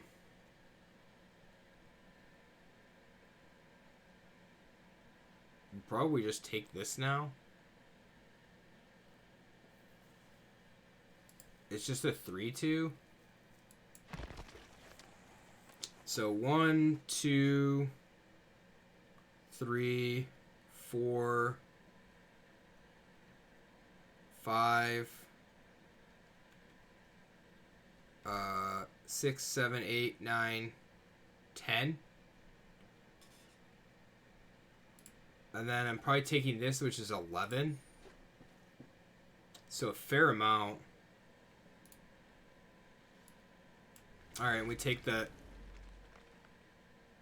Glade Warden. So I was the hard call the last time. And the lands didn't table. Oh wait, no. So this would be the pack. This would be pack 1. That was pack 1, sorry. So the lands did not table. And we are shapeshifters. Like a shitload of shapeshifters. So Kinseekers is actually really good. If I can keep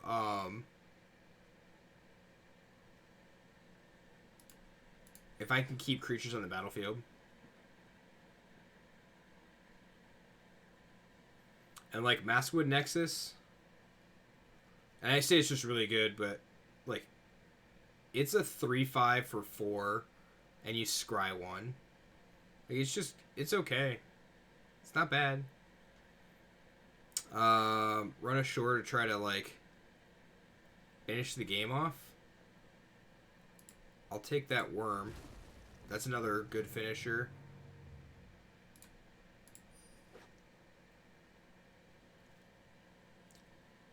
You'd have made so many bad picks. I mean, nothing. I'm not saying that anything's good here.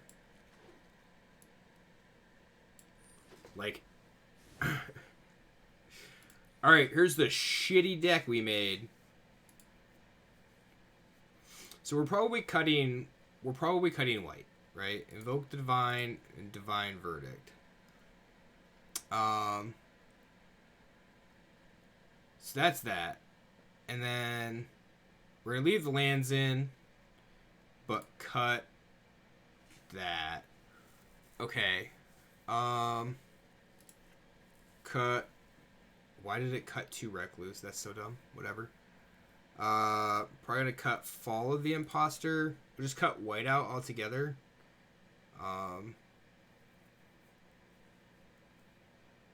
Yeah, white definitely gets the X there. 5 cards. So we'll start from the top. Wait, 1, 2, 3, 4, 5, 6, 7. 7 and 9. Right? Is that what we got? 16? Yeah. So let's go to lands. Get a suggestion there. Whoa, whoa. Go back. Okay.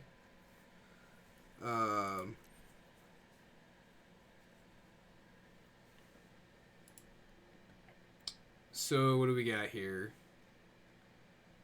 I don't know how I feel about strategic planning, but it works okay with 3 seasons.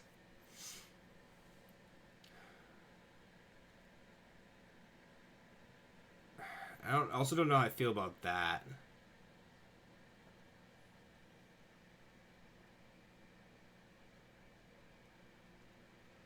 Frost Peak Yeti. We can probably make that not be blocked.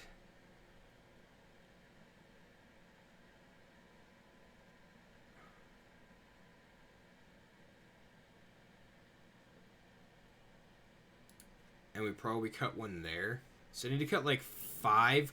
Still need to cut 5 cards. I forgot I had to add in more land there.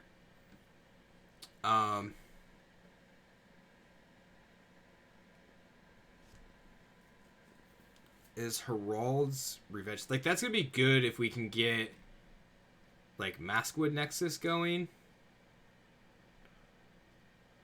Choose target creature you control and target creature you don't control. Control 3 or more snow permanents. The creature you control gets +1/+0 and gains indestructible in a turn. Then those creatures fight each other. Okay. We got some ramp, too, with this. So, it's just ramp with the Sentinels. This is a rampity thing. Yeah, I'm cutting the Thought Thief, I think. Do we cut Broken Wings? It's gone. I asked and it was just getting the axe anyway. Replicating Wing is fine. We need 3 cards. If we cut 2 cards, I'll be happy. 2, 3, 4, 5, 6, 7. 17 lands. If we cut 2 cards, I will play a 41 card special here.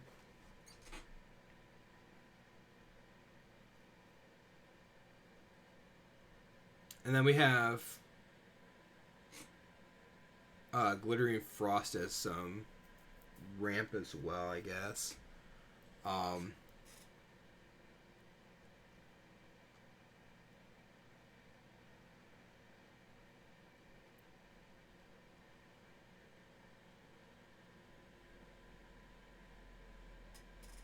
Is the Glade Warden even good?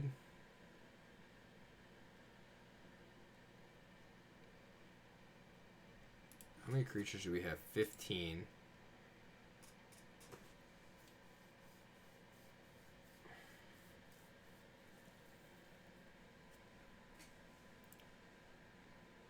I feel like we're probably... Like, we're never casting the World Tree. Or sacking the World Tree, right? For any number of God cards. I don't have any gods.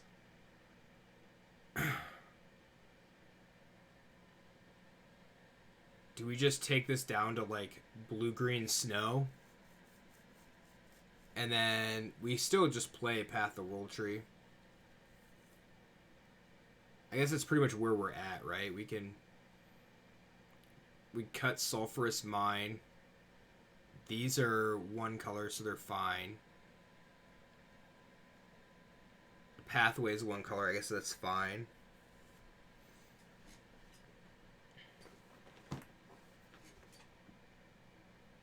And then... So maybe we cut this.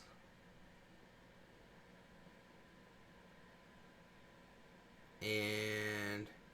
We'll cut 1 Sentinel. What's that look like? Does that look good? Ship it? I think it looks good. It probably looks like garbage, but...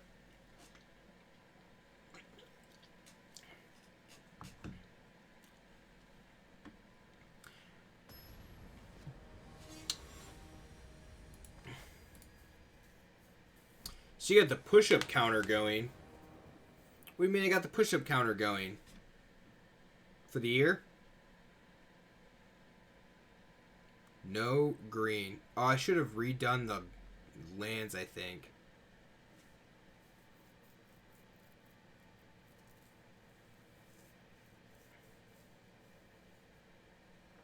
Oh, in the middle of the screen? Yep. And annual push-ups there? We're going to mulligan that. We'll keep this.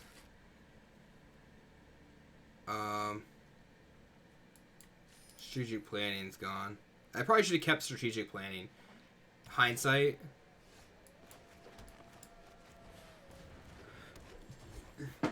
Yep, and we gotta add... I have to add 5 tonight so far, and then I still need to do a push-up for the follow for you. I can't forget to do that, otherwise I'll have problems. Like, because then I will owe an extra one tomorrow. Did you miss your push-ups? What do you mean, did you miss your push-ups? I did your push-ups before you left.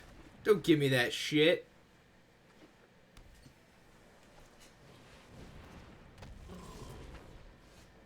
I had the VOD to prove it, too.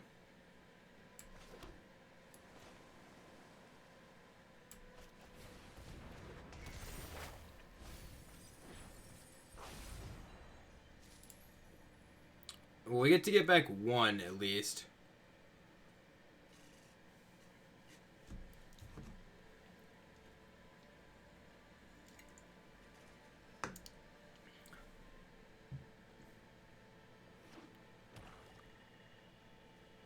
Agar, whenever a creature planeswalker opponent controls is dealt excess damage, if a giant wizard or spell you control dealt damage to it this turn, draw a card. Interesting.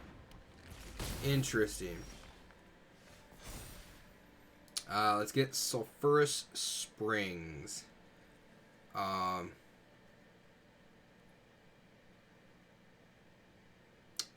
was not. I'm gonna have to go back and look. And if you didn't watch them, then obviously you missed them.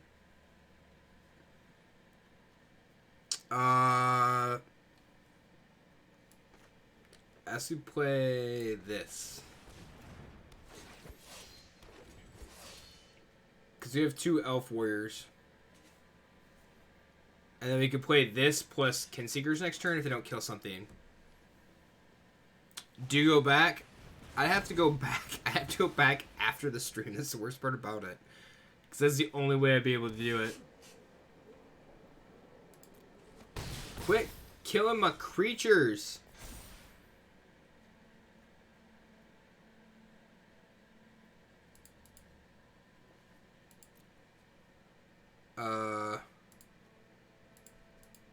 That, and that.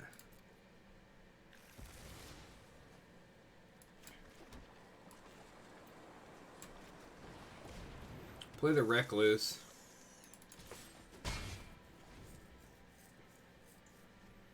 How's it performing? You should leave. You had to leave absence for a bit. So for a bit, is this snowing a magical Christmas land where your deck does everything it's supposed to do? No. Unfortunately. It is not doing everything in Magical Christmas Land. It's also realized that, like, hey, I'll take a worm.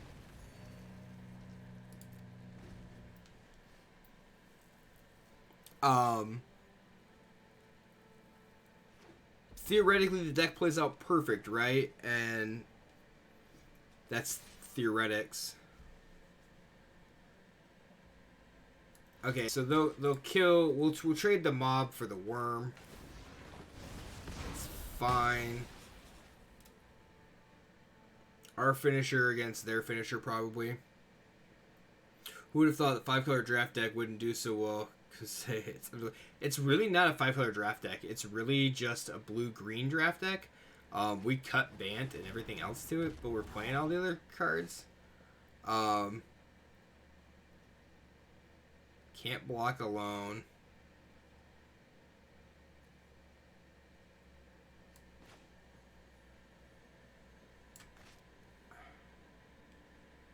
I kind of just want to run ashore.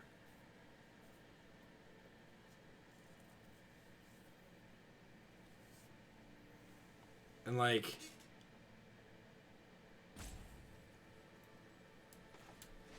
I think we'll do this just to see, though. Maybe I can run ashore next turn. Our curve is not even that high, but just drawing, it seems like everything gigantic. Probably should just block with the 1/1 there.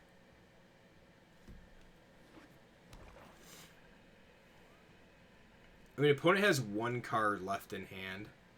So we'll be able to cast everything. Like, we'll be whatever we bounce. Well, that sucks.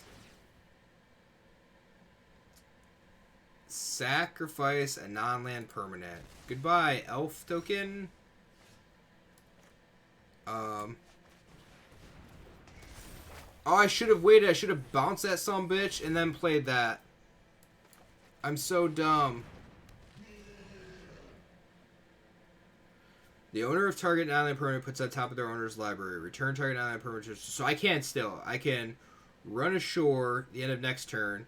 Put that on top and then this. Yes. I got it. I got it, folks. If you did it while you were still here, then it's supposed to be stronger than you thought. Oh.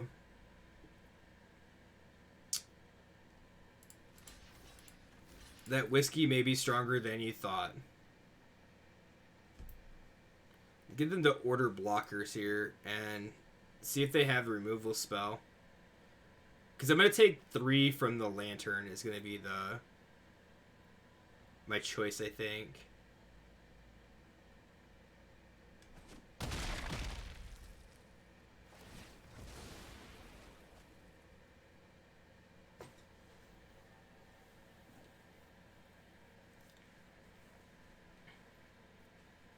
Because that lantern is a serious clock.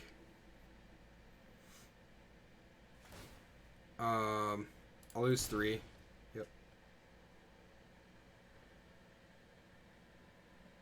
And then unfortunately I have to do this, like, I'm going to lose 3 next turn from that. Well, there's 1 snow permanent there. And I can't even cast this, right? Because that would be... Cast that, okay.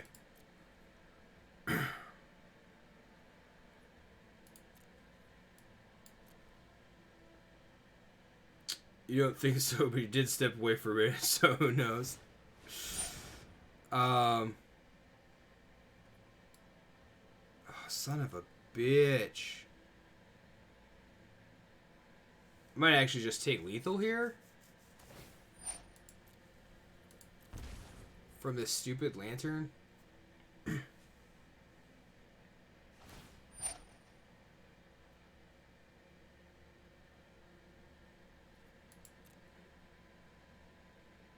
Discard a card. We'll discard the Yeti. Should have just discarded the Path of the World. I shouldn't take it 3 last turn either.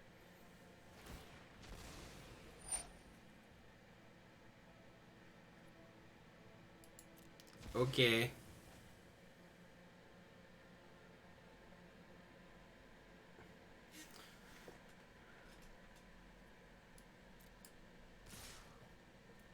That's 4.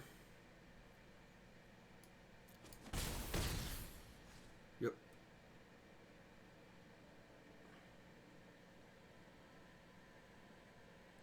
We're gonna have to... The owner of target non-land permanent puts it in the bottom of the top or bottom of their library. Target non-land permanent to put in its owner's library. That thing. Bring that back to my hand. I should have discarded this and not the other thing. I also could have just waited and put that in their library and put that back in their hand. But I don't have a creature, so it's really shitty. I still don't have a creature. And that thing is gigantic. Well, the deck did some things, but it didn't do the things that I needed it to do.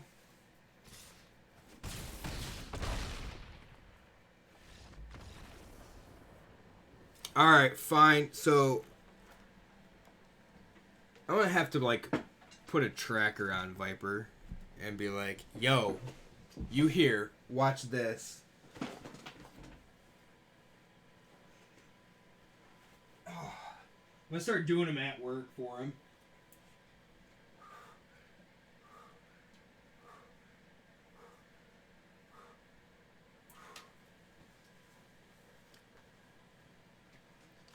And we did the sixth one because of misplay. Spun its wheels and led no result. Yeah.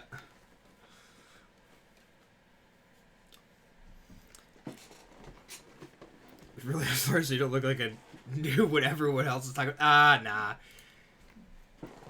So, just watching the game, you can pick up on the basic mechanics of it quite often.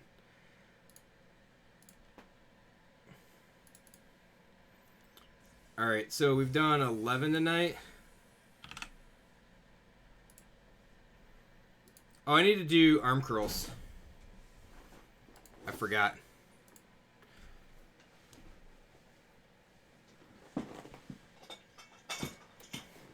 So we'll just do them sitting down. Whoa, what happened? Move too fast. Autofocus. Also, apparently... There we go.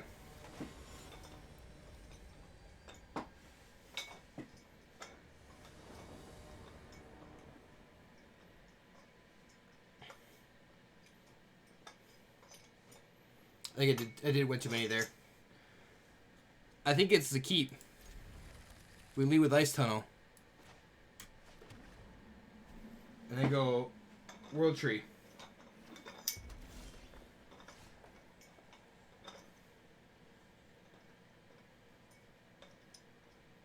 Red Black seems like a really good draft deck. It probably is. Let's go World Tree. Demon Bolt Berserkers. I do care. Don't let anybody tell you that I don't.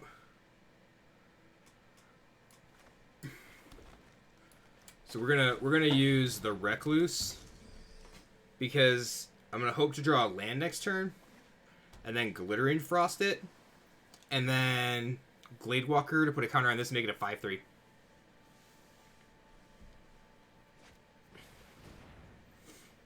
So we need a land. We need an untapped land. If we have an untapped land, we can Glittering Frost plus this. We didn't get an untapped land. So let's strategic planning. Take a land. That's fine.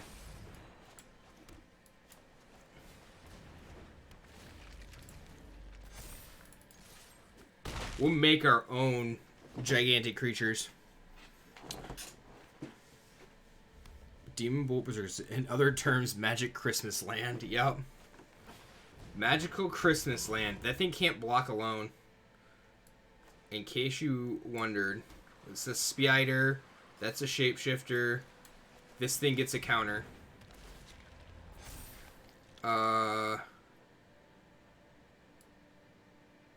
Do I want that? No, I don't want that. I want to land for Run Ashore.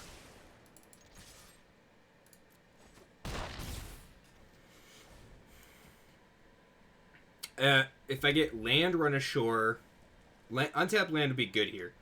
We can Run Ashore the two things if they don't kill something or play two creatures. Never mind, they killed something.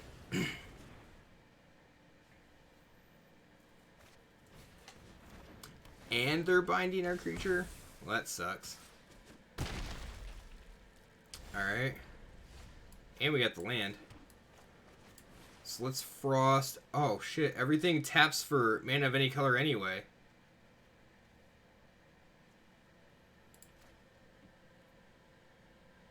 Sure.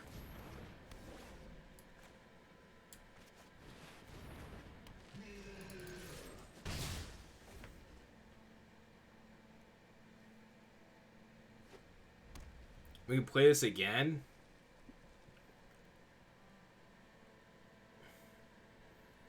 can also, like, Yeti can't be blocked, which would be good.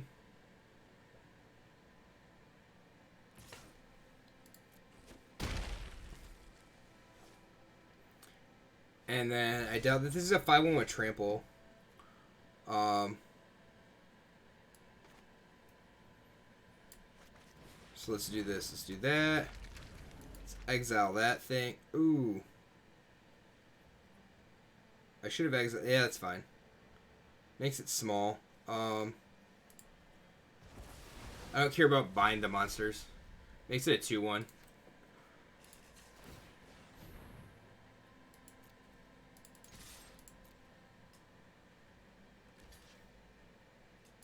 I should have attacked and then... Although, I guess they would have been able to equip this for 3 to that. So that's probably the better choice there.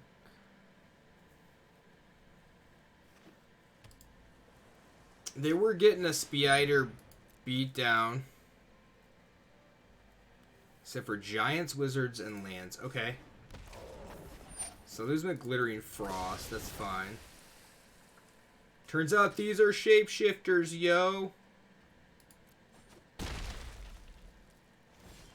Guess what? Boop, boop.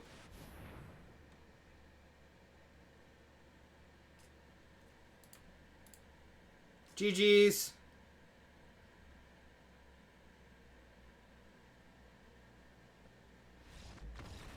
They just realized what's happening.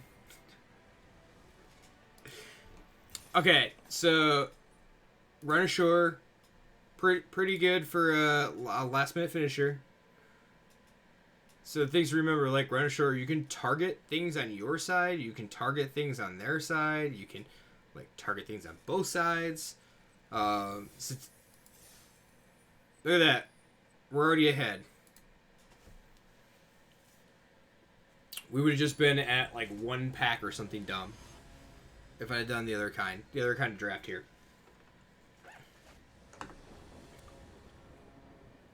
If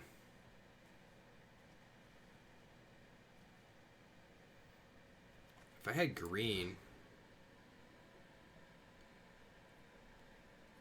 Alright, we'll keep this. Unfortunately, I gotta pitch the run. So we'll path the World Tree into a island.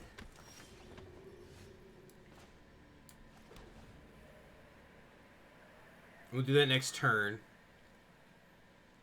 And then we can Glittering Frost, probably Glittering Frost the forest, since we already have green here. We're like 5 colors snow without being, or not without needing the snow.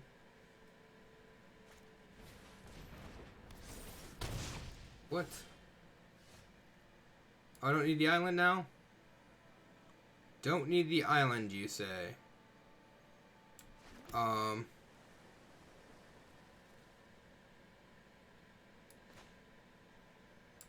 could probably still just use this.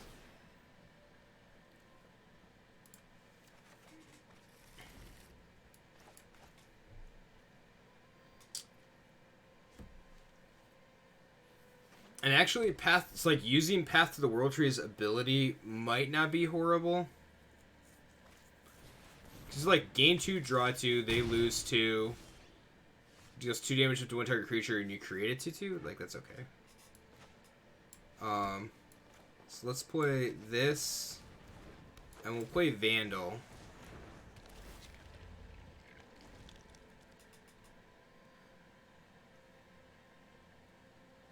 And then we could block with like Jaspera Sentinel or something if we had to.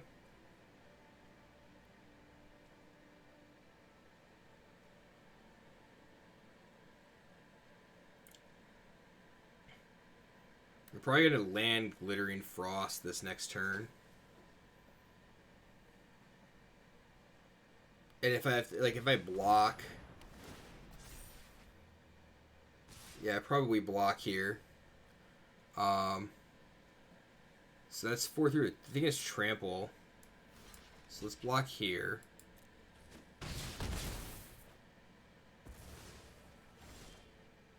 And then I could do this. Glittering Frost, the Forest. And then I'll Masked Vandal the Rune away.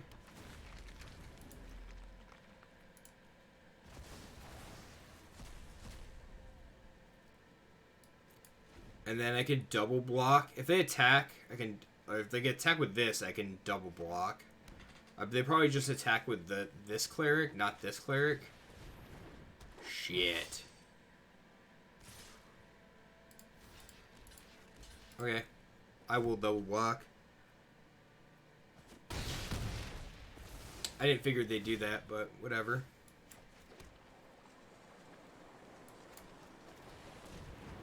White, red, and black seems to be more aggro colors of the set. Yeah, I would agree. I would agree. It looks like you have to... It's like, what sweet bombs did you get? Probably could have made some pretty good green. Like some elf synergy if we had like this or the elf lord or something. We probably could have drafted it pretty okay there. So we have white.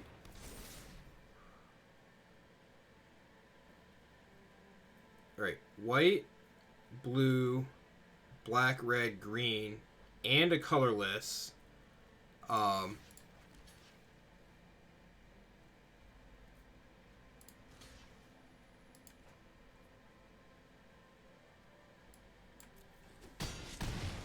So if I land, I can actually crack path. So now I can't crack path the world tree. I have to just try to live. That's 5 mana. That won't work. That's 3 mana. 1, 2, 3, 4. Damn, I gotta play this.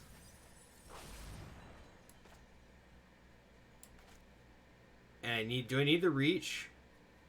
It's like a 4/2.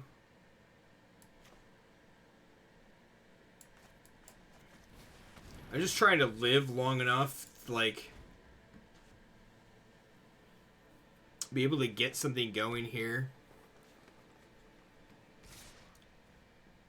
But I don't know if I'm going to be able to. Yeah, I won't be able to, because I just die here. Take 3. If I had an untapped land there, this would have helped, but I don't think... Like, I could have picked off... I could have picked something off and made a 2/2, draw a couple cards, gain a couple life. So, yeah, an untapped land there is what I needed. Hold on, I need to go here, because I need to see...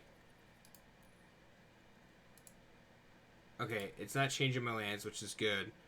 Also, I forgot to change my lands. I guess they're Bob Ross lands, so they're fine. I'm not playing with the correct lands. That's probably why I'm doing so piss poor here. One more loss. That's all I got to give. See if this deck goes 2 and 3. That's how I feel like it should go. Actually, I think it's 1 and... Yeah, right now we're 1 and 2. So it should definitely be a 2 and 3 deck. And then we'll see if we could do something that's a little bit more aggro, I think, after this. 4-drop, 4-drop. Not doing anything. Tap lands.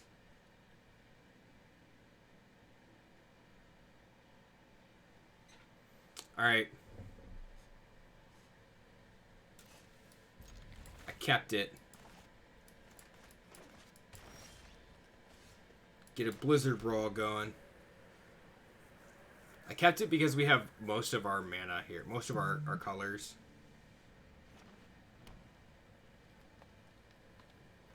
Also, just realized, has anybody seen Matt tonight?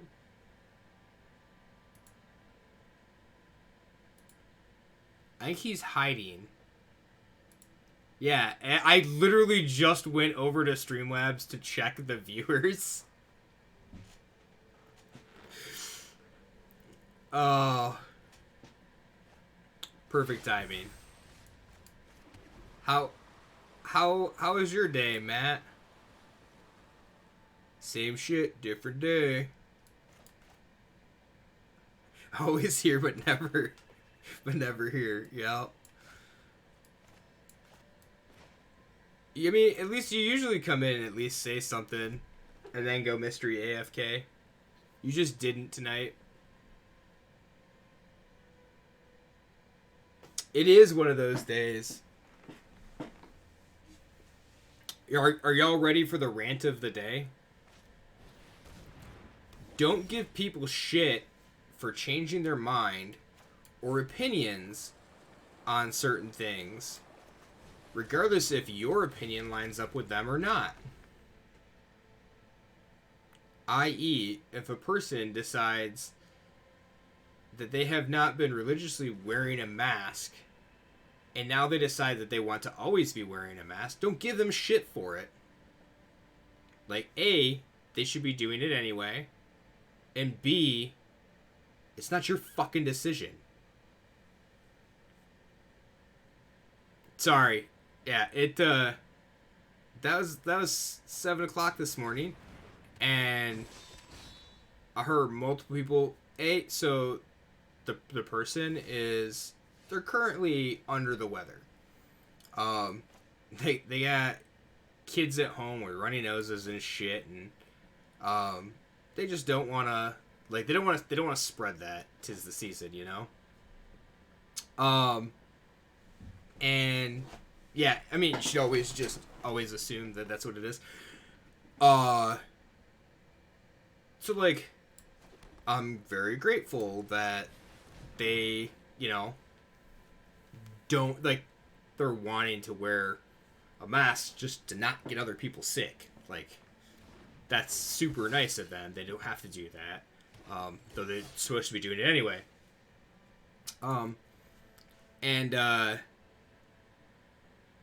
Yeah, and like, I won't name that person's name, so what's going on, but, they made the comment when somebody asked them why they were wearing a mask, and they just said, you know, a mask up. And the person looked at him and said, why? You never have been until now. Like, that conversation never should have gotten to that point. It never, like, that shouldn't have even been a question that got asked. And that's stupid. Absolutely dumb. Sorry, but it just kind of irritating, because that person is trying to do what they think is correct. Ooh. Nice.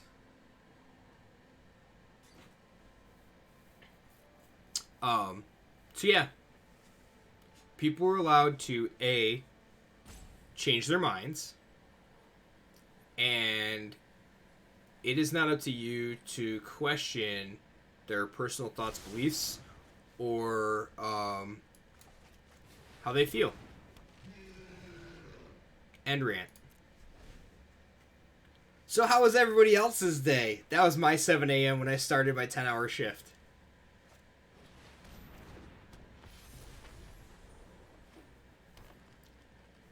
Here we are, 2 hours and 15 minutes into stream, and I'm just now ranting.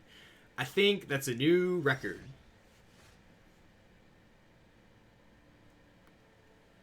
Let's go with this. And let's put that on this.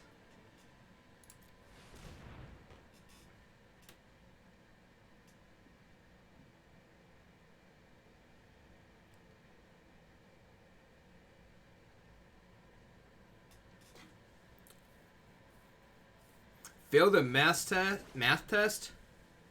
Oh, I'm so sorry, Noah. That sucks. That's really hard.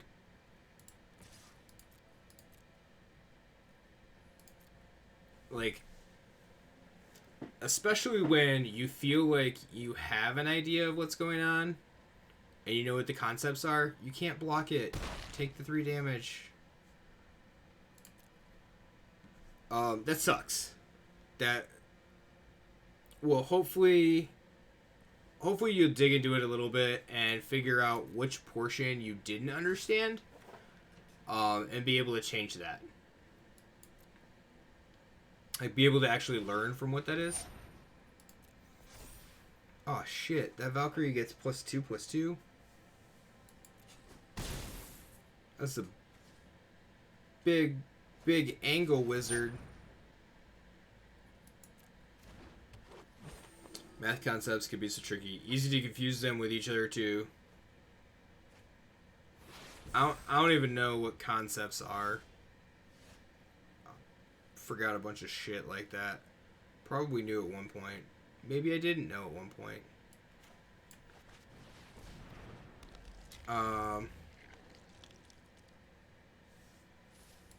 So what are we doing here?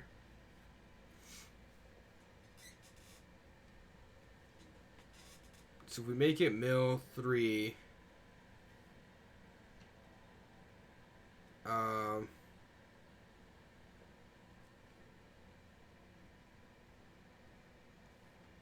so if we go,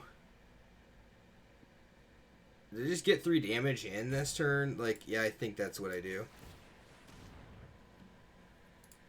I think I just get 3 damage in this turn. And then next turn I can use this. And then 1, 2, 3. 1, 2, 3. I need a land. I guess I can only use it once. No, I need a land. Because it'd be 3, 3. Yeah, 1, 2, 3. 1, 2, 3. Untap land. And then it should be 5, 9. I guess that's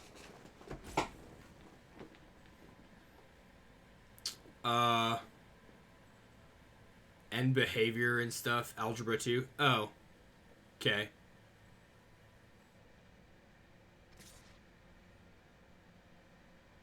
Did very well on Spanish test and read entire Act 3 of Romeo and Juliet thinking the Act 3 test was today. That stinks. Draugr Necromancer. What does this thing do? 2 creatures you control is dealt to that creature instead. Okay. Oh, and it's Wednesday? Bleh. Well, that kind of stinks. Let's auto pay that. And then I can... Yeah, let's go. This. Exile that. Activate this ability. Attack with that. This thing has lifelink, but that's it.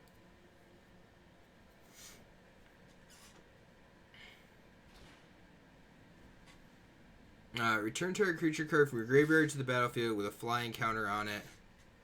It's 4, 8, 9, 10, 11, 12, 13. They could pump once, right? So I guess I just, like, block here.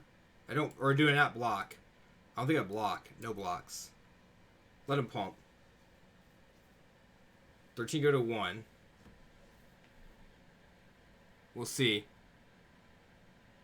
Just enough time to forget the entire Act 3. 2 days, that sucks. Hey, you'll be fine. You'll be okay. Slice of life of e-learning. Student entering high school. We're doing okay. I mean, so if you have, like, the go back and redo high school days versus the like working stiff days. Should have blocked. Nope. Okay. So they gain 4.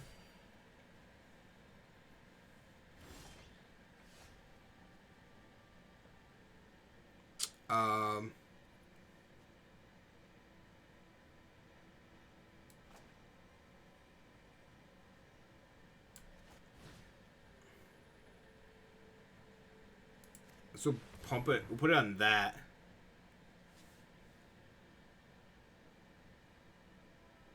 I'm like a land shy, but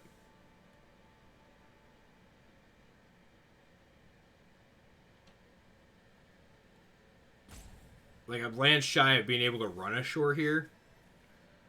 Strike creature curve. Poison the cup. Yup. Man, they got 2 of those. That's really good.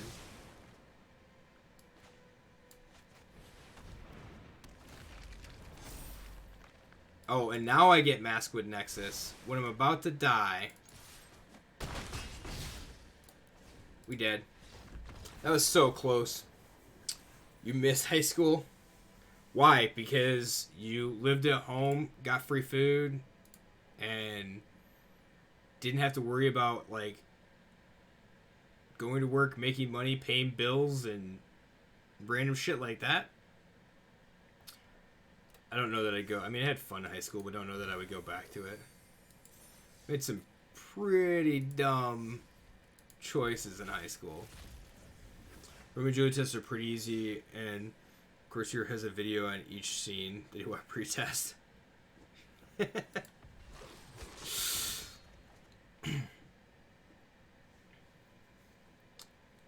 hell for some nights, but some days, yeah. I can't say that I would.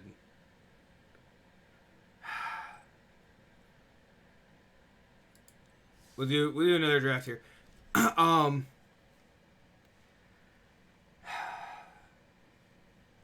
I will say that there were pros and there were cons to high school. There were way more pros to cons, but like you have that philosophical, like, what would you do if you could go back in time knowing what you know now? And like, or if you could only take a portion of what you know with you, but you know, like,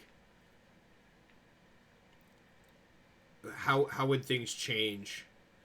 And I would probably be dead in a ditch somewhere.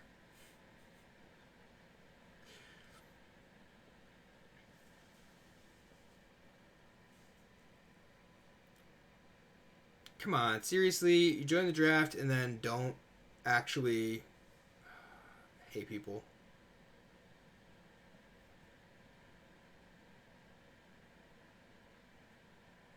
We're still waiting, or is that me? Nope. Req. You miss the experience in your friends, but you love the freedom now. So, I think that... So, I missed out on a lot of experience. A lot of different experiences. But I found out who my real friends were. You may change Arnie Brokenbow's base power to 1+ the greatest power among other creatures you control until end of turn. And then you get this dude. Just benefit to an extra creature your opponents control. Attack each combat if you want to attack a player other than you. If it when attacking creature dies, each opponent loses one if you get. That seems pretty good, but this seems pretty good too. It has haste. Do we wake the trolls here? Destroy target land. Put target land card from a graveyard on the battlefield. Choose target opponent. If they control fewer lands than you, create a number of tokens with trample equal to the difference.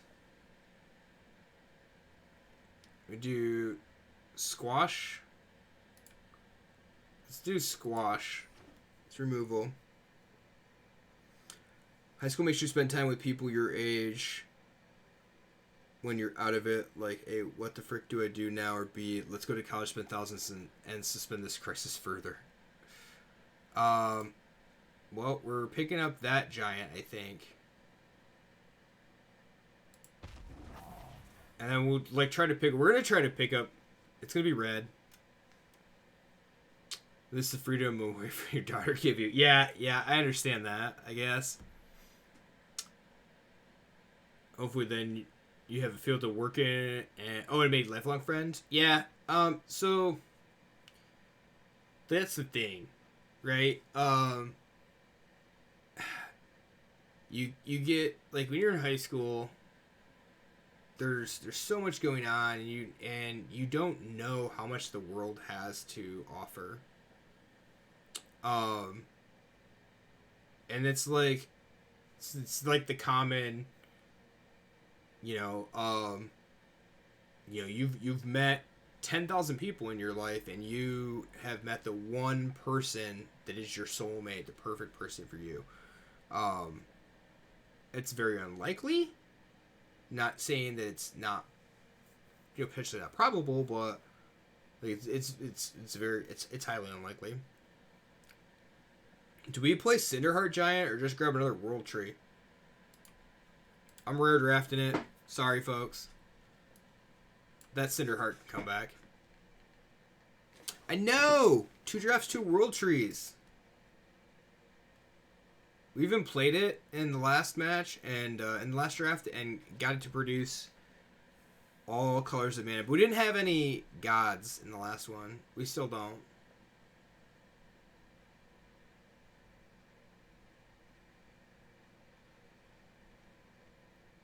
And this giant seems pretty good.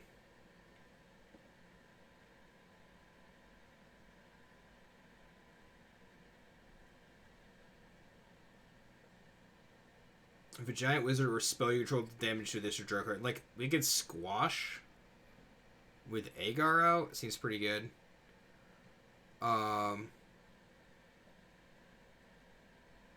So we play the 3/2 or we play this. Seize the spoils. Draw 2 cards, create a charge. Nah. I think we do this.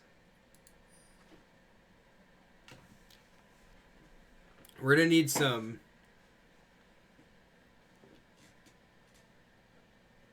We're gonna need some big guys though.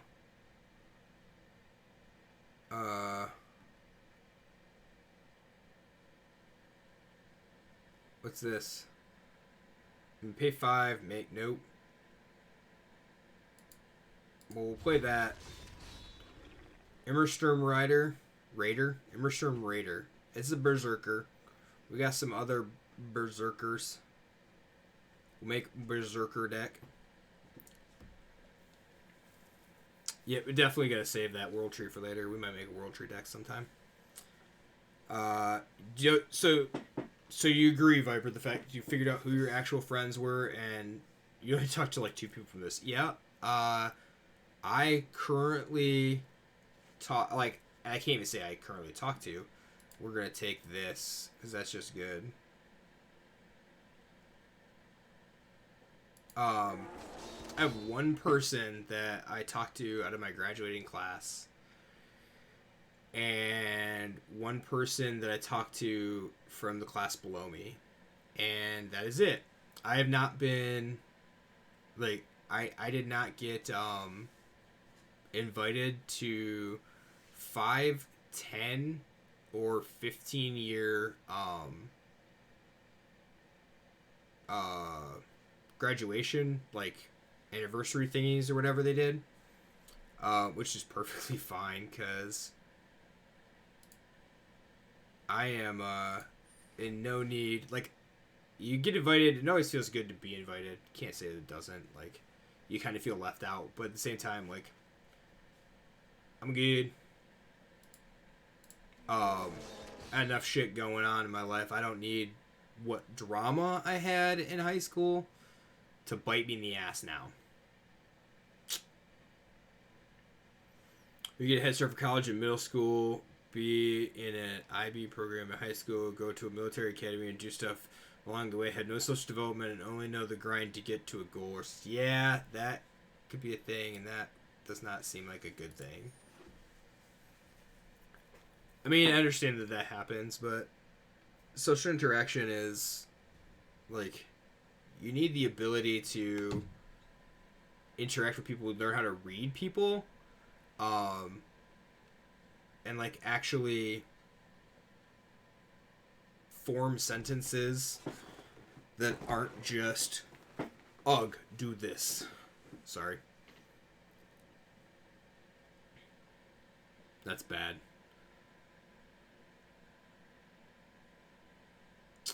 And that's talking. You haven't actually seen those two people in years. Yeah, that's the thing. Like, so Viper's actually, his brother-in-law is one of my best friends from high school.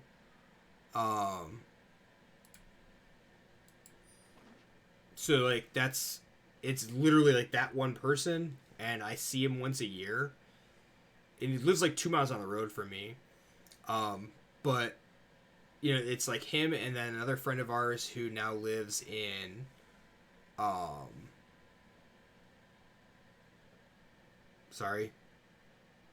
who now lives in another state. And when I see them, like, this is how you know that they're actual, like, friends of yours. It's like a day didn't go by that you didn't see each other. You know, that's the way it feels, even if it's a year or 2 or 3.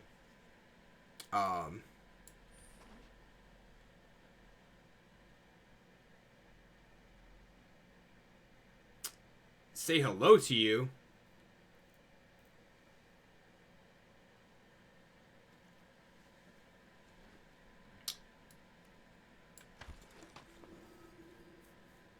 Why are we saying hello to you, Noah?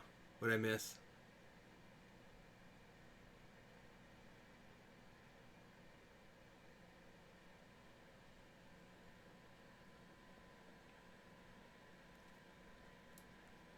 I think I missed something. Whoops. Tyvar. Sorry.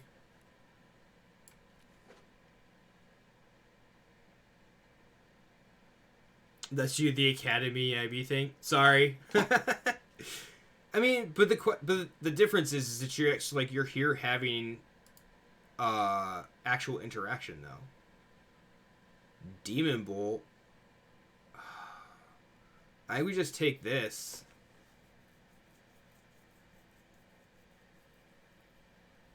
Or do we take the removal?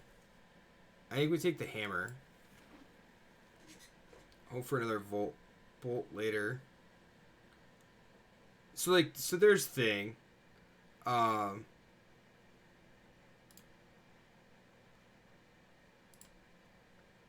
Maybe we go black-red here. Did live 2 miles down the road. Yeah. Yeah, they actually live like a mile and a half from my brother now.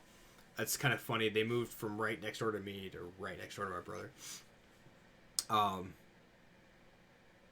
The constant leaving of friends and swapping them with new. Yeah, that sucks, and I hate that. I hate that you have to go through that. There we go. Finish sentence. Then at least though, what do I want to say? You're able to make new friends. So you have a goal. There's a lot of people that go through that, and there's just literally close everybody out, don't do anything. It sucks. I think we take this thing now, and I think we're probably into red-black instead of this. I doubt that we are able to... We're probably red-black berserkers, actually, instead of giants.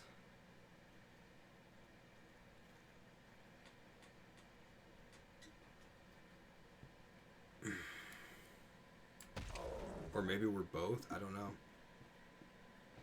To figure out if this... If, like, this or this is just better. The Vengeful Reaper seems like it'd be pretty good. 2/3 Flying Death Touch Haste. It's got 4, but it's 4 tells for 2.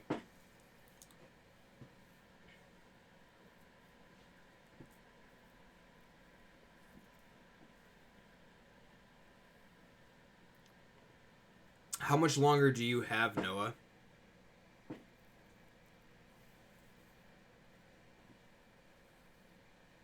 Friends come and go. There'll always be new friends to meet. Yeah, always. Moving to 4th grade, new school, then go to new IB middle school, then IB high school with some of the smart kids that you didn't talk to. Ah. You want me to tell you a little secret, though? Just make friends with everybody.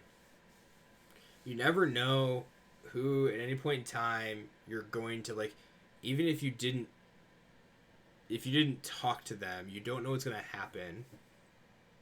3 years left of high school, gotcha. Close yourself out is never the answer. Yep. Agreed, Viper. So, we're playing Giants. We're probably playing 3-color now, to be honest.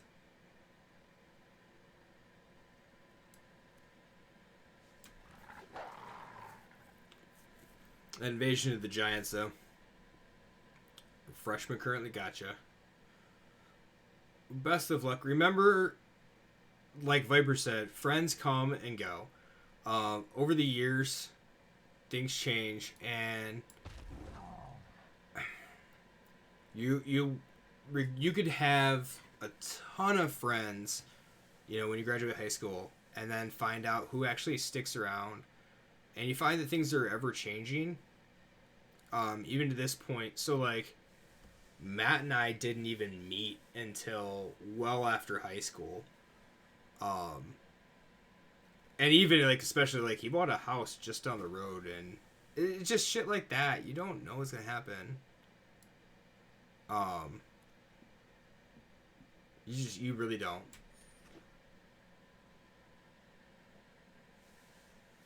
Garrison with the fixins and Garrison without. Yeah. Things are... Alright. I'm gonna finish this pack 2, and then we're gonna have a little backstory here, I think. It's a burb. We'll make something fly here. So, elementary school, little backstory, it's no more Magic Night. Matt, have I told you lately that I hate you?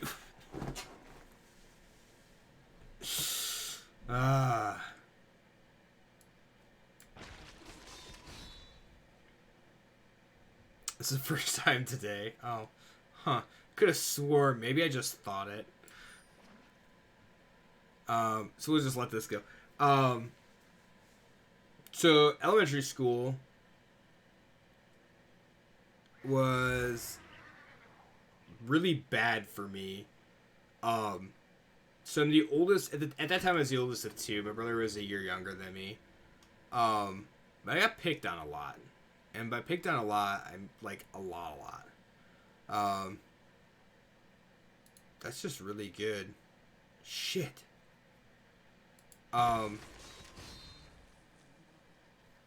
There really wasn't a day that went by, that somebody wasn't throwing a baseball at me, or, that, like, I wasn't getting kicked. Ooh, are we trying this? We're trying this. Fits in our deck. Kicked in places that no person should be kicked in. I got picked on a lot. I was very smart for my age, but I was also I was very book savvy. I was a nerd, I guess is the best way you put it. But is there anything I want here? Run amok. How about Golgari? Yeah, kids can be jerks. And the worst part about it was that people that I thought were my friends were never there.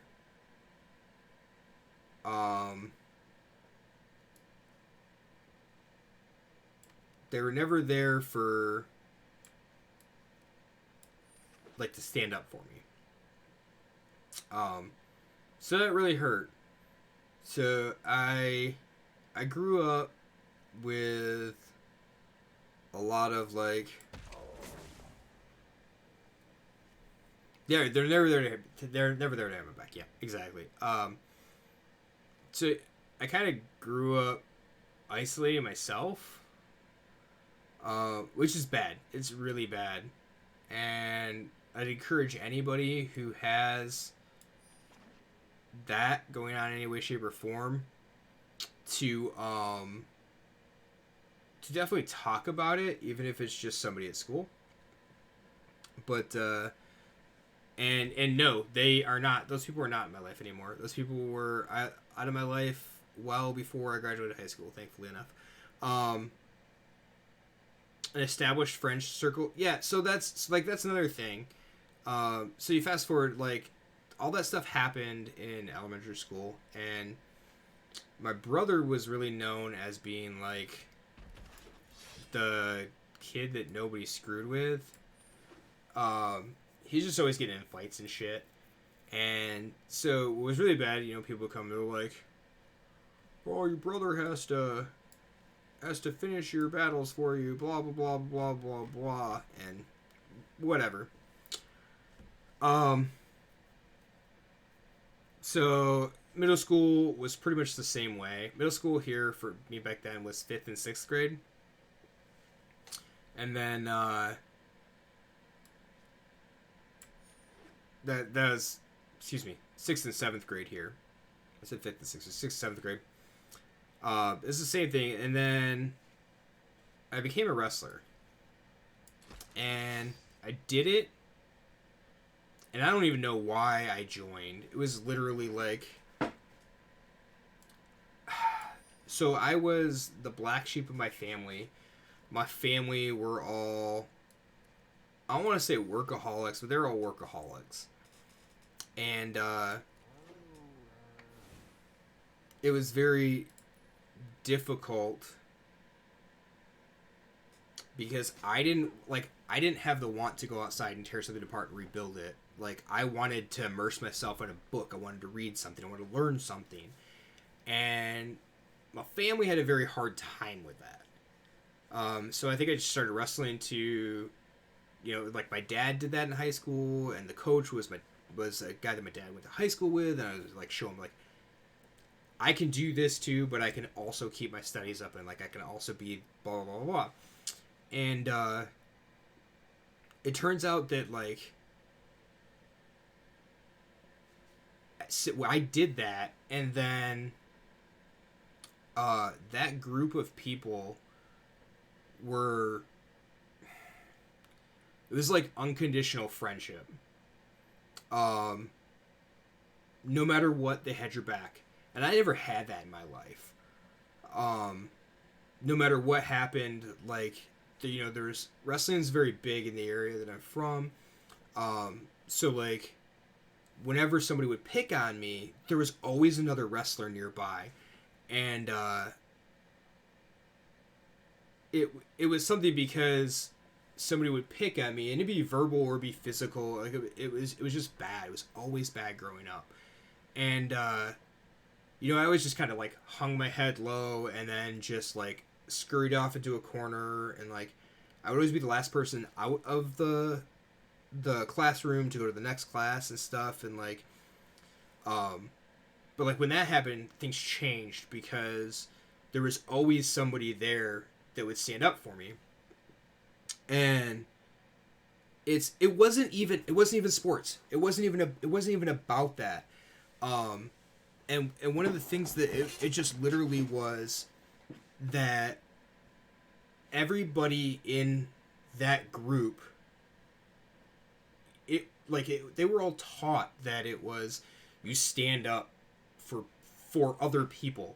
Like, they didn't just do it for the wrestlers. Like, they just did it for people. And I don't know. That's like, that was something different. I actually randomly ran into one of those guys. I haven't seen him in 2 decades. And like, I can still remember high school. He was one of my sparring partners. You know, he's 2 years older than me, and beat the shit out of me on the wrestling mat. But like, I saw him. He has a job, but he came into our work, and I noticed the name, and we just started talking, you know, about things had changed and what had happened, and which is pretty cool. But like,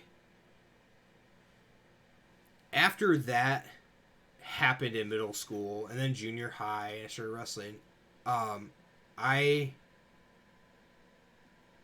didn't really come out of my shell, but I started to.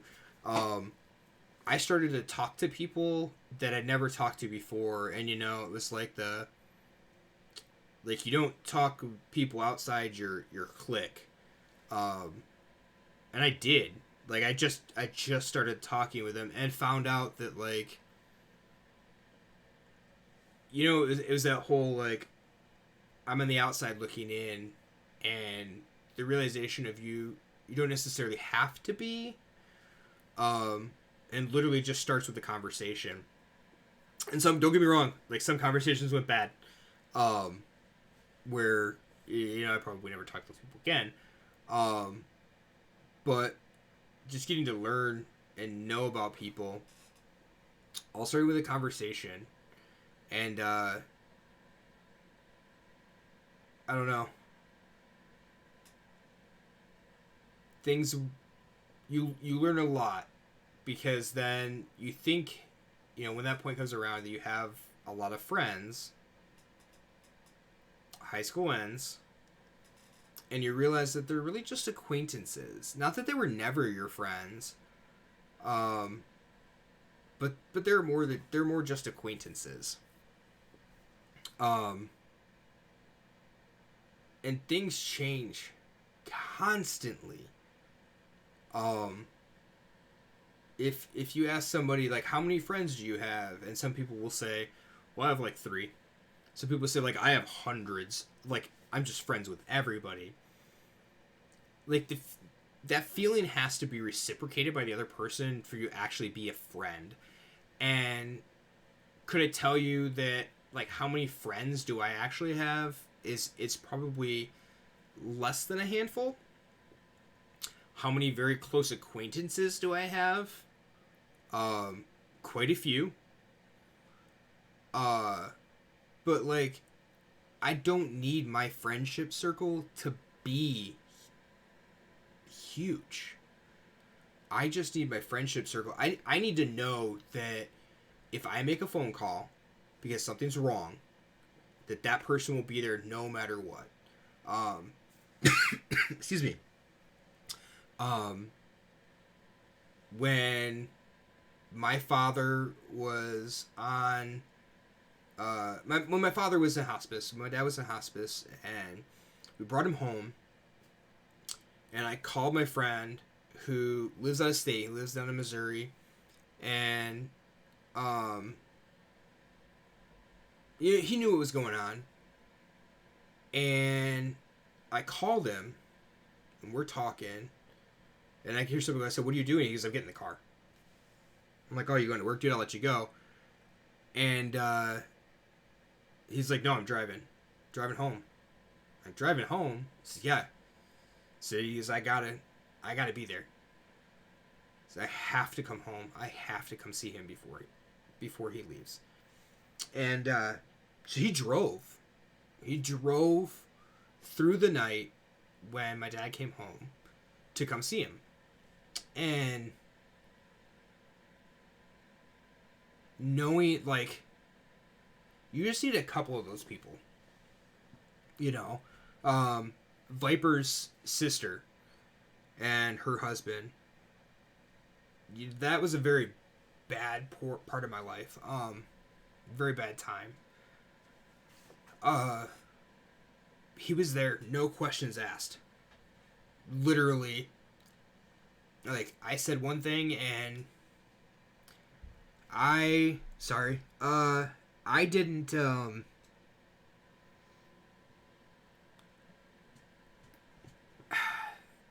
things were very bad, and I was very strong through the whole thing, and I saw them, and when I saw them, I lost it, because I knew no matter what, they'd have my back. No matter what, they'd be there.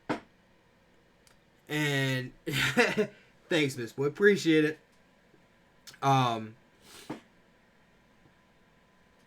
It's, you only need one or two, I guess is what I'm getting at. And don't think that they have to be people your age. Look to your parents, you know.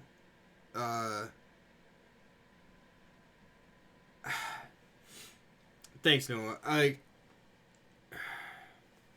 Shit's hard. Shit's real. Depression's a real thing. And I feel for anybody in that point, but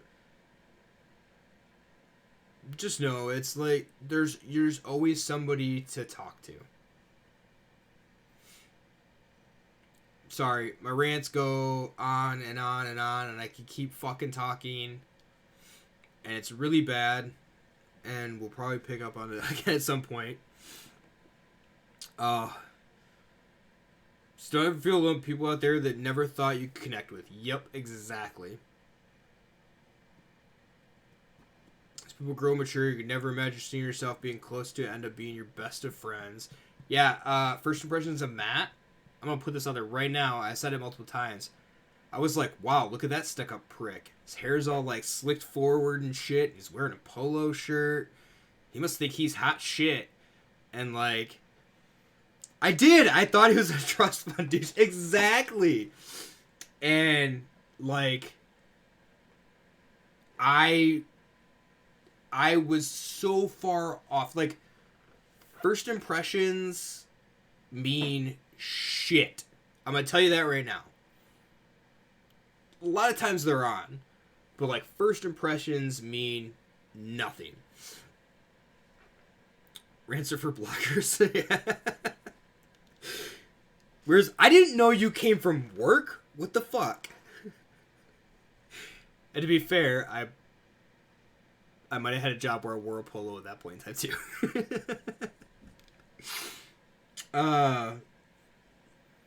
Don't ever try to see somebody you're not to impress someone. That's perfectly true, too. That's 100% correct.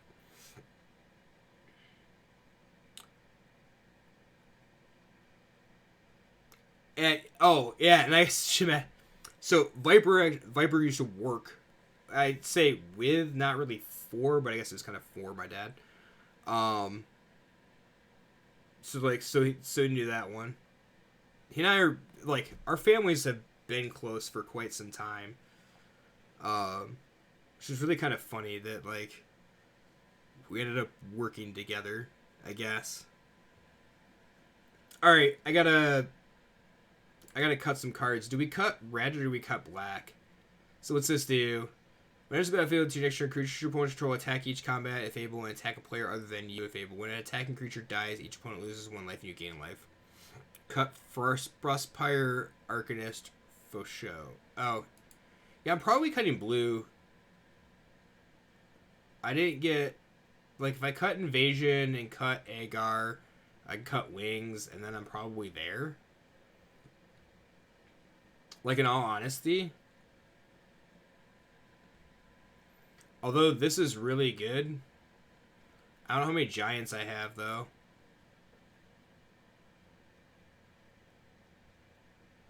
So I have 2 there. 1 there.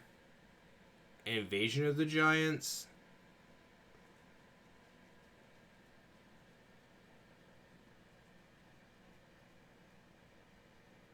So I probably cut that and this. And I'm at 42.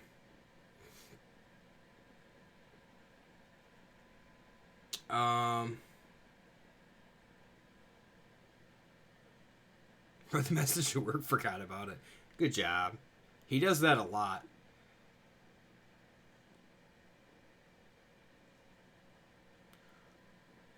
Just realized blue-black control fits you so well searching for stability. Yeah. You'll find it. And don't think that, like, you're ever out of it. So next question is, do I cut the squash?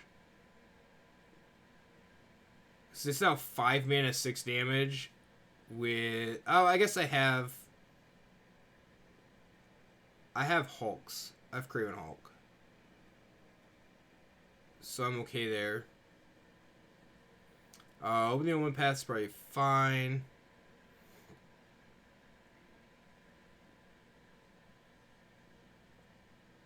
What's the other removal look like? There's not.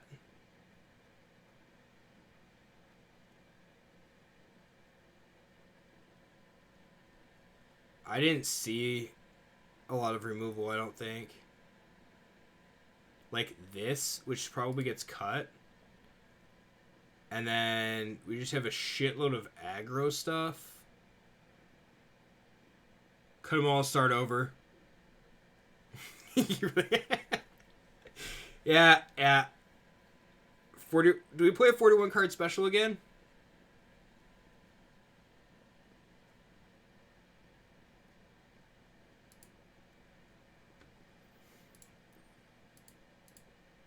Although I gotta fix my lands this time. These peasant lands are for the birds.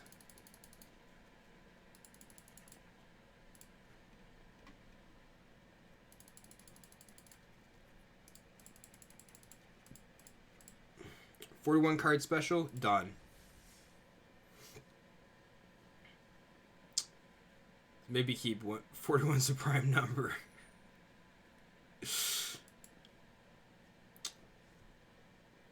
Matt likes prime numbers. All right, we're gonna try to play one quick game, and then that'll probably be it for tonight. But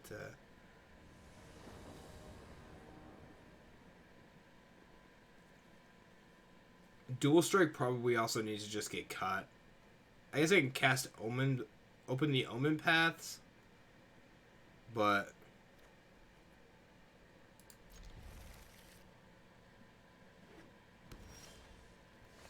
what'd you do? What do you mean? What'd you do?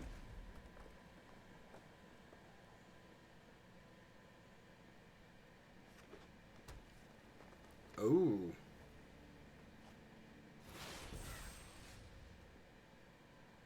I just realized that I have one equipment.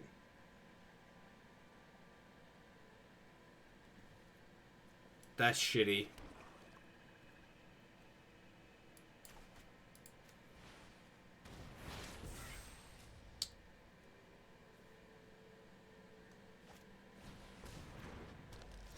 You made me do a random deck. No, you did not make me do a random deck. I didn't cut it and start over.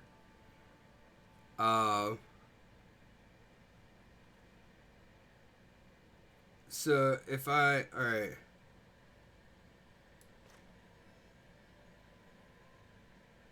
Can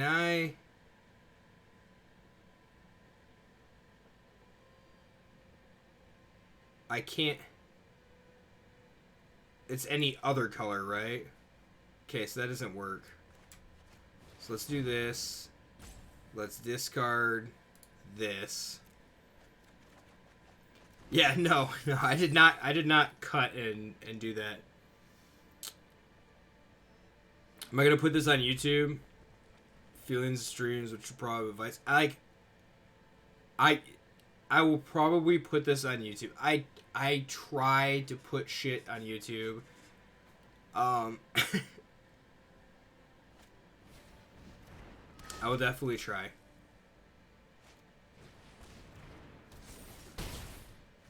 He'll try to forget to put it on YouTube. No. Alright, so if I open the Omen Paths, I can add 2 red Yeah, let's do this. We'll add red and black. And then we'll dual strike.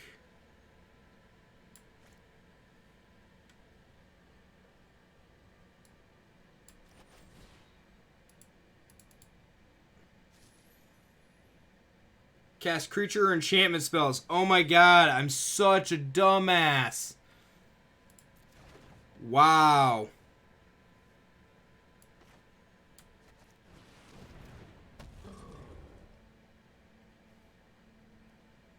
Oh my goodness.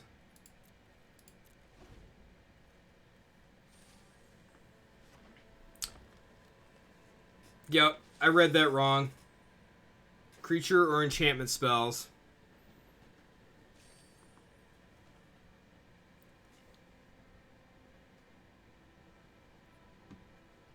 Oh, I should have foretold the dual strike. No, because then I had to use this. Yeah, I mean, creatures you control get +1/+0 until end of turn. Like that's something else. Wow. This is like they're like suiting up the.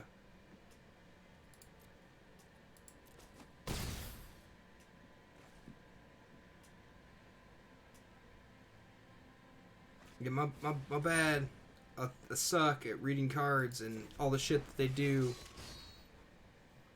I need a red source. No, I don't.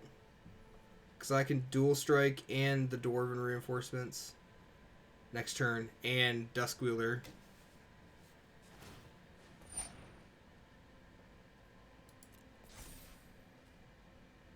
This would be a good vid for people going through things that they're afraid to talk about with people. We can edit that part out so it's a standalone video. How? I won't be able to edit that out. Alright, so let's dual strike.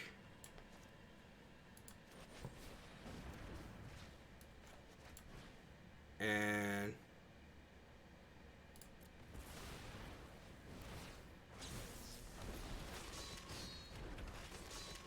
make some duders. Let's play that.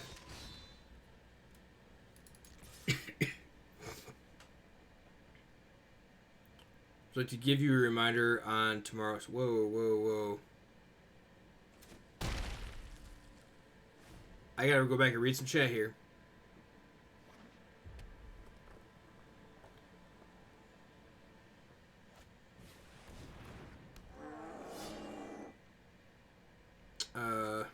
Give you a reminder on tomorrow's stream. What do you mean? For like the fact that I'm going to be streaming tomorrow? And Matt has the same like attitude on editing video as I have about posting video.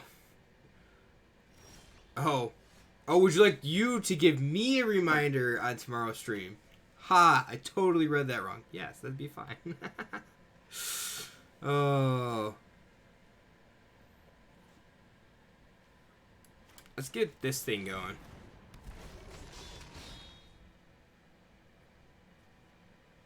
Enters the battlefield until your next turn, creature opponents control attack each combat if able, and attack other player. No attacks. Yeah, I will upload the video. So when I get done, I will export it tonight. When we get done with this, I will export the video. I'll export the stream, I should say. And then I just gotta go in. Remember tomorrow to go in and set it live. Just like set it to go live.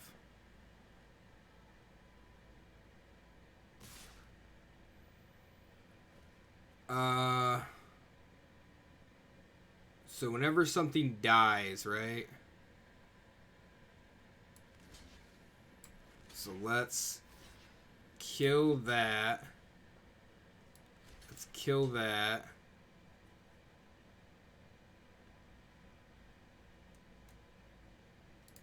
Nope, let's kill this. And let's trade with that. And I don't want to kill that, though. I don't want to... Yeah, that's fine. We're gonna make him start all over.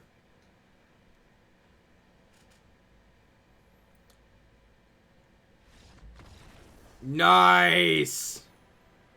Opponent didn't want to deal with that shit. Nice. You're at 0.03 of the way to 75k blobs. Nice! Yeah, are you gonna make me play 60 Islands deck? Because that was what Matt was gonna make me play. He was gonna try to make me play 60 Islands deck. But he was nice and actually chose a different deck for me to play. Oh my gosh, I have 2 rare wild cards.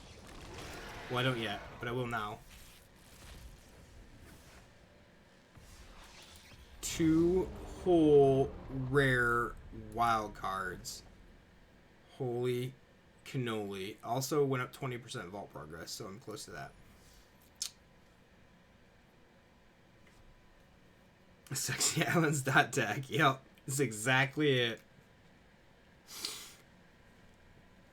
You see if I actually do.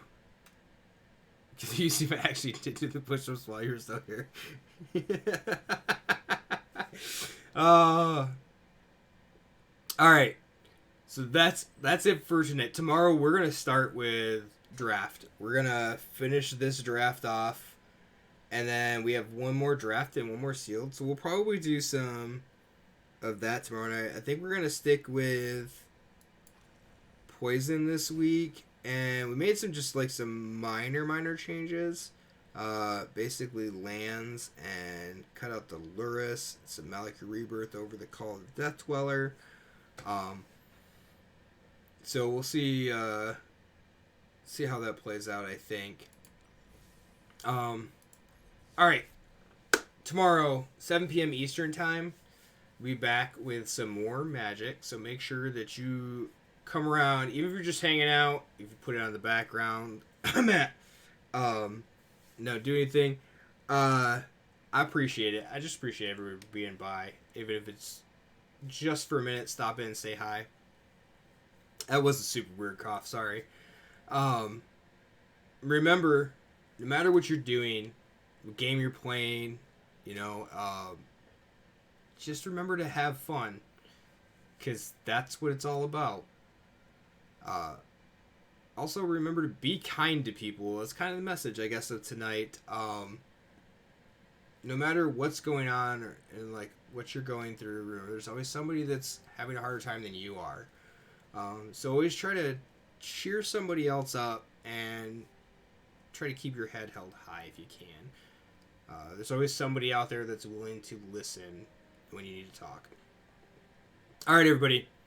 I am off. We'll see you tomorrow. And until next time, thanks for watching.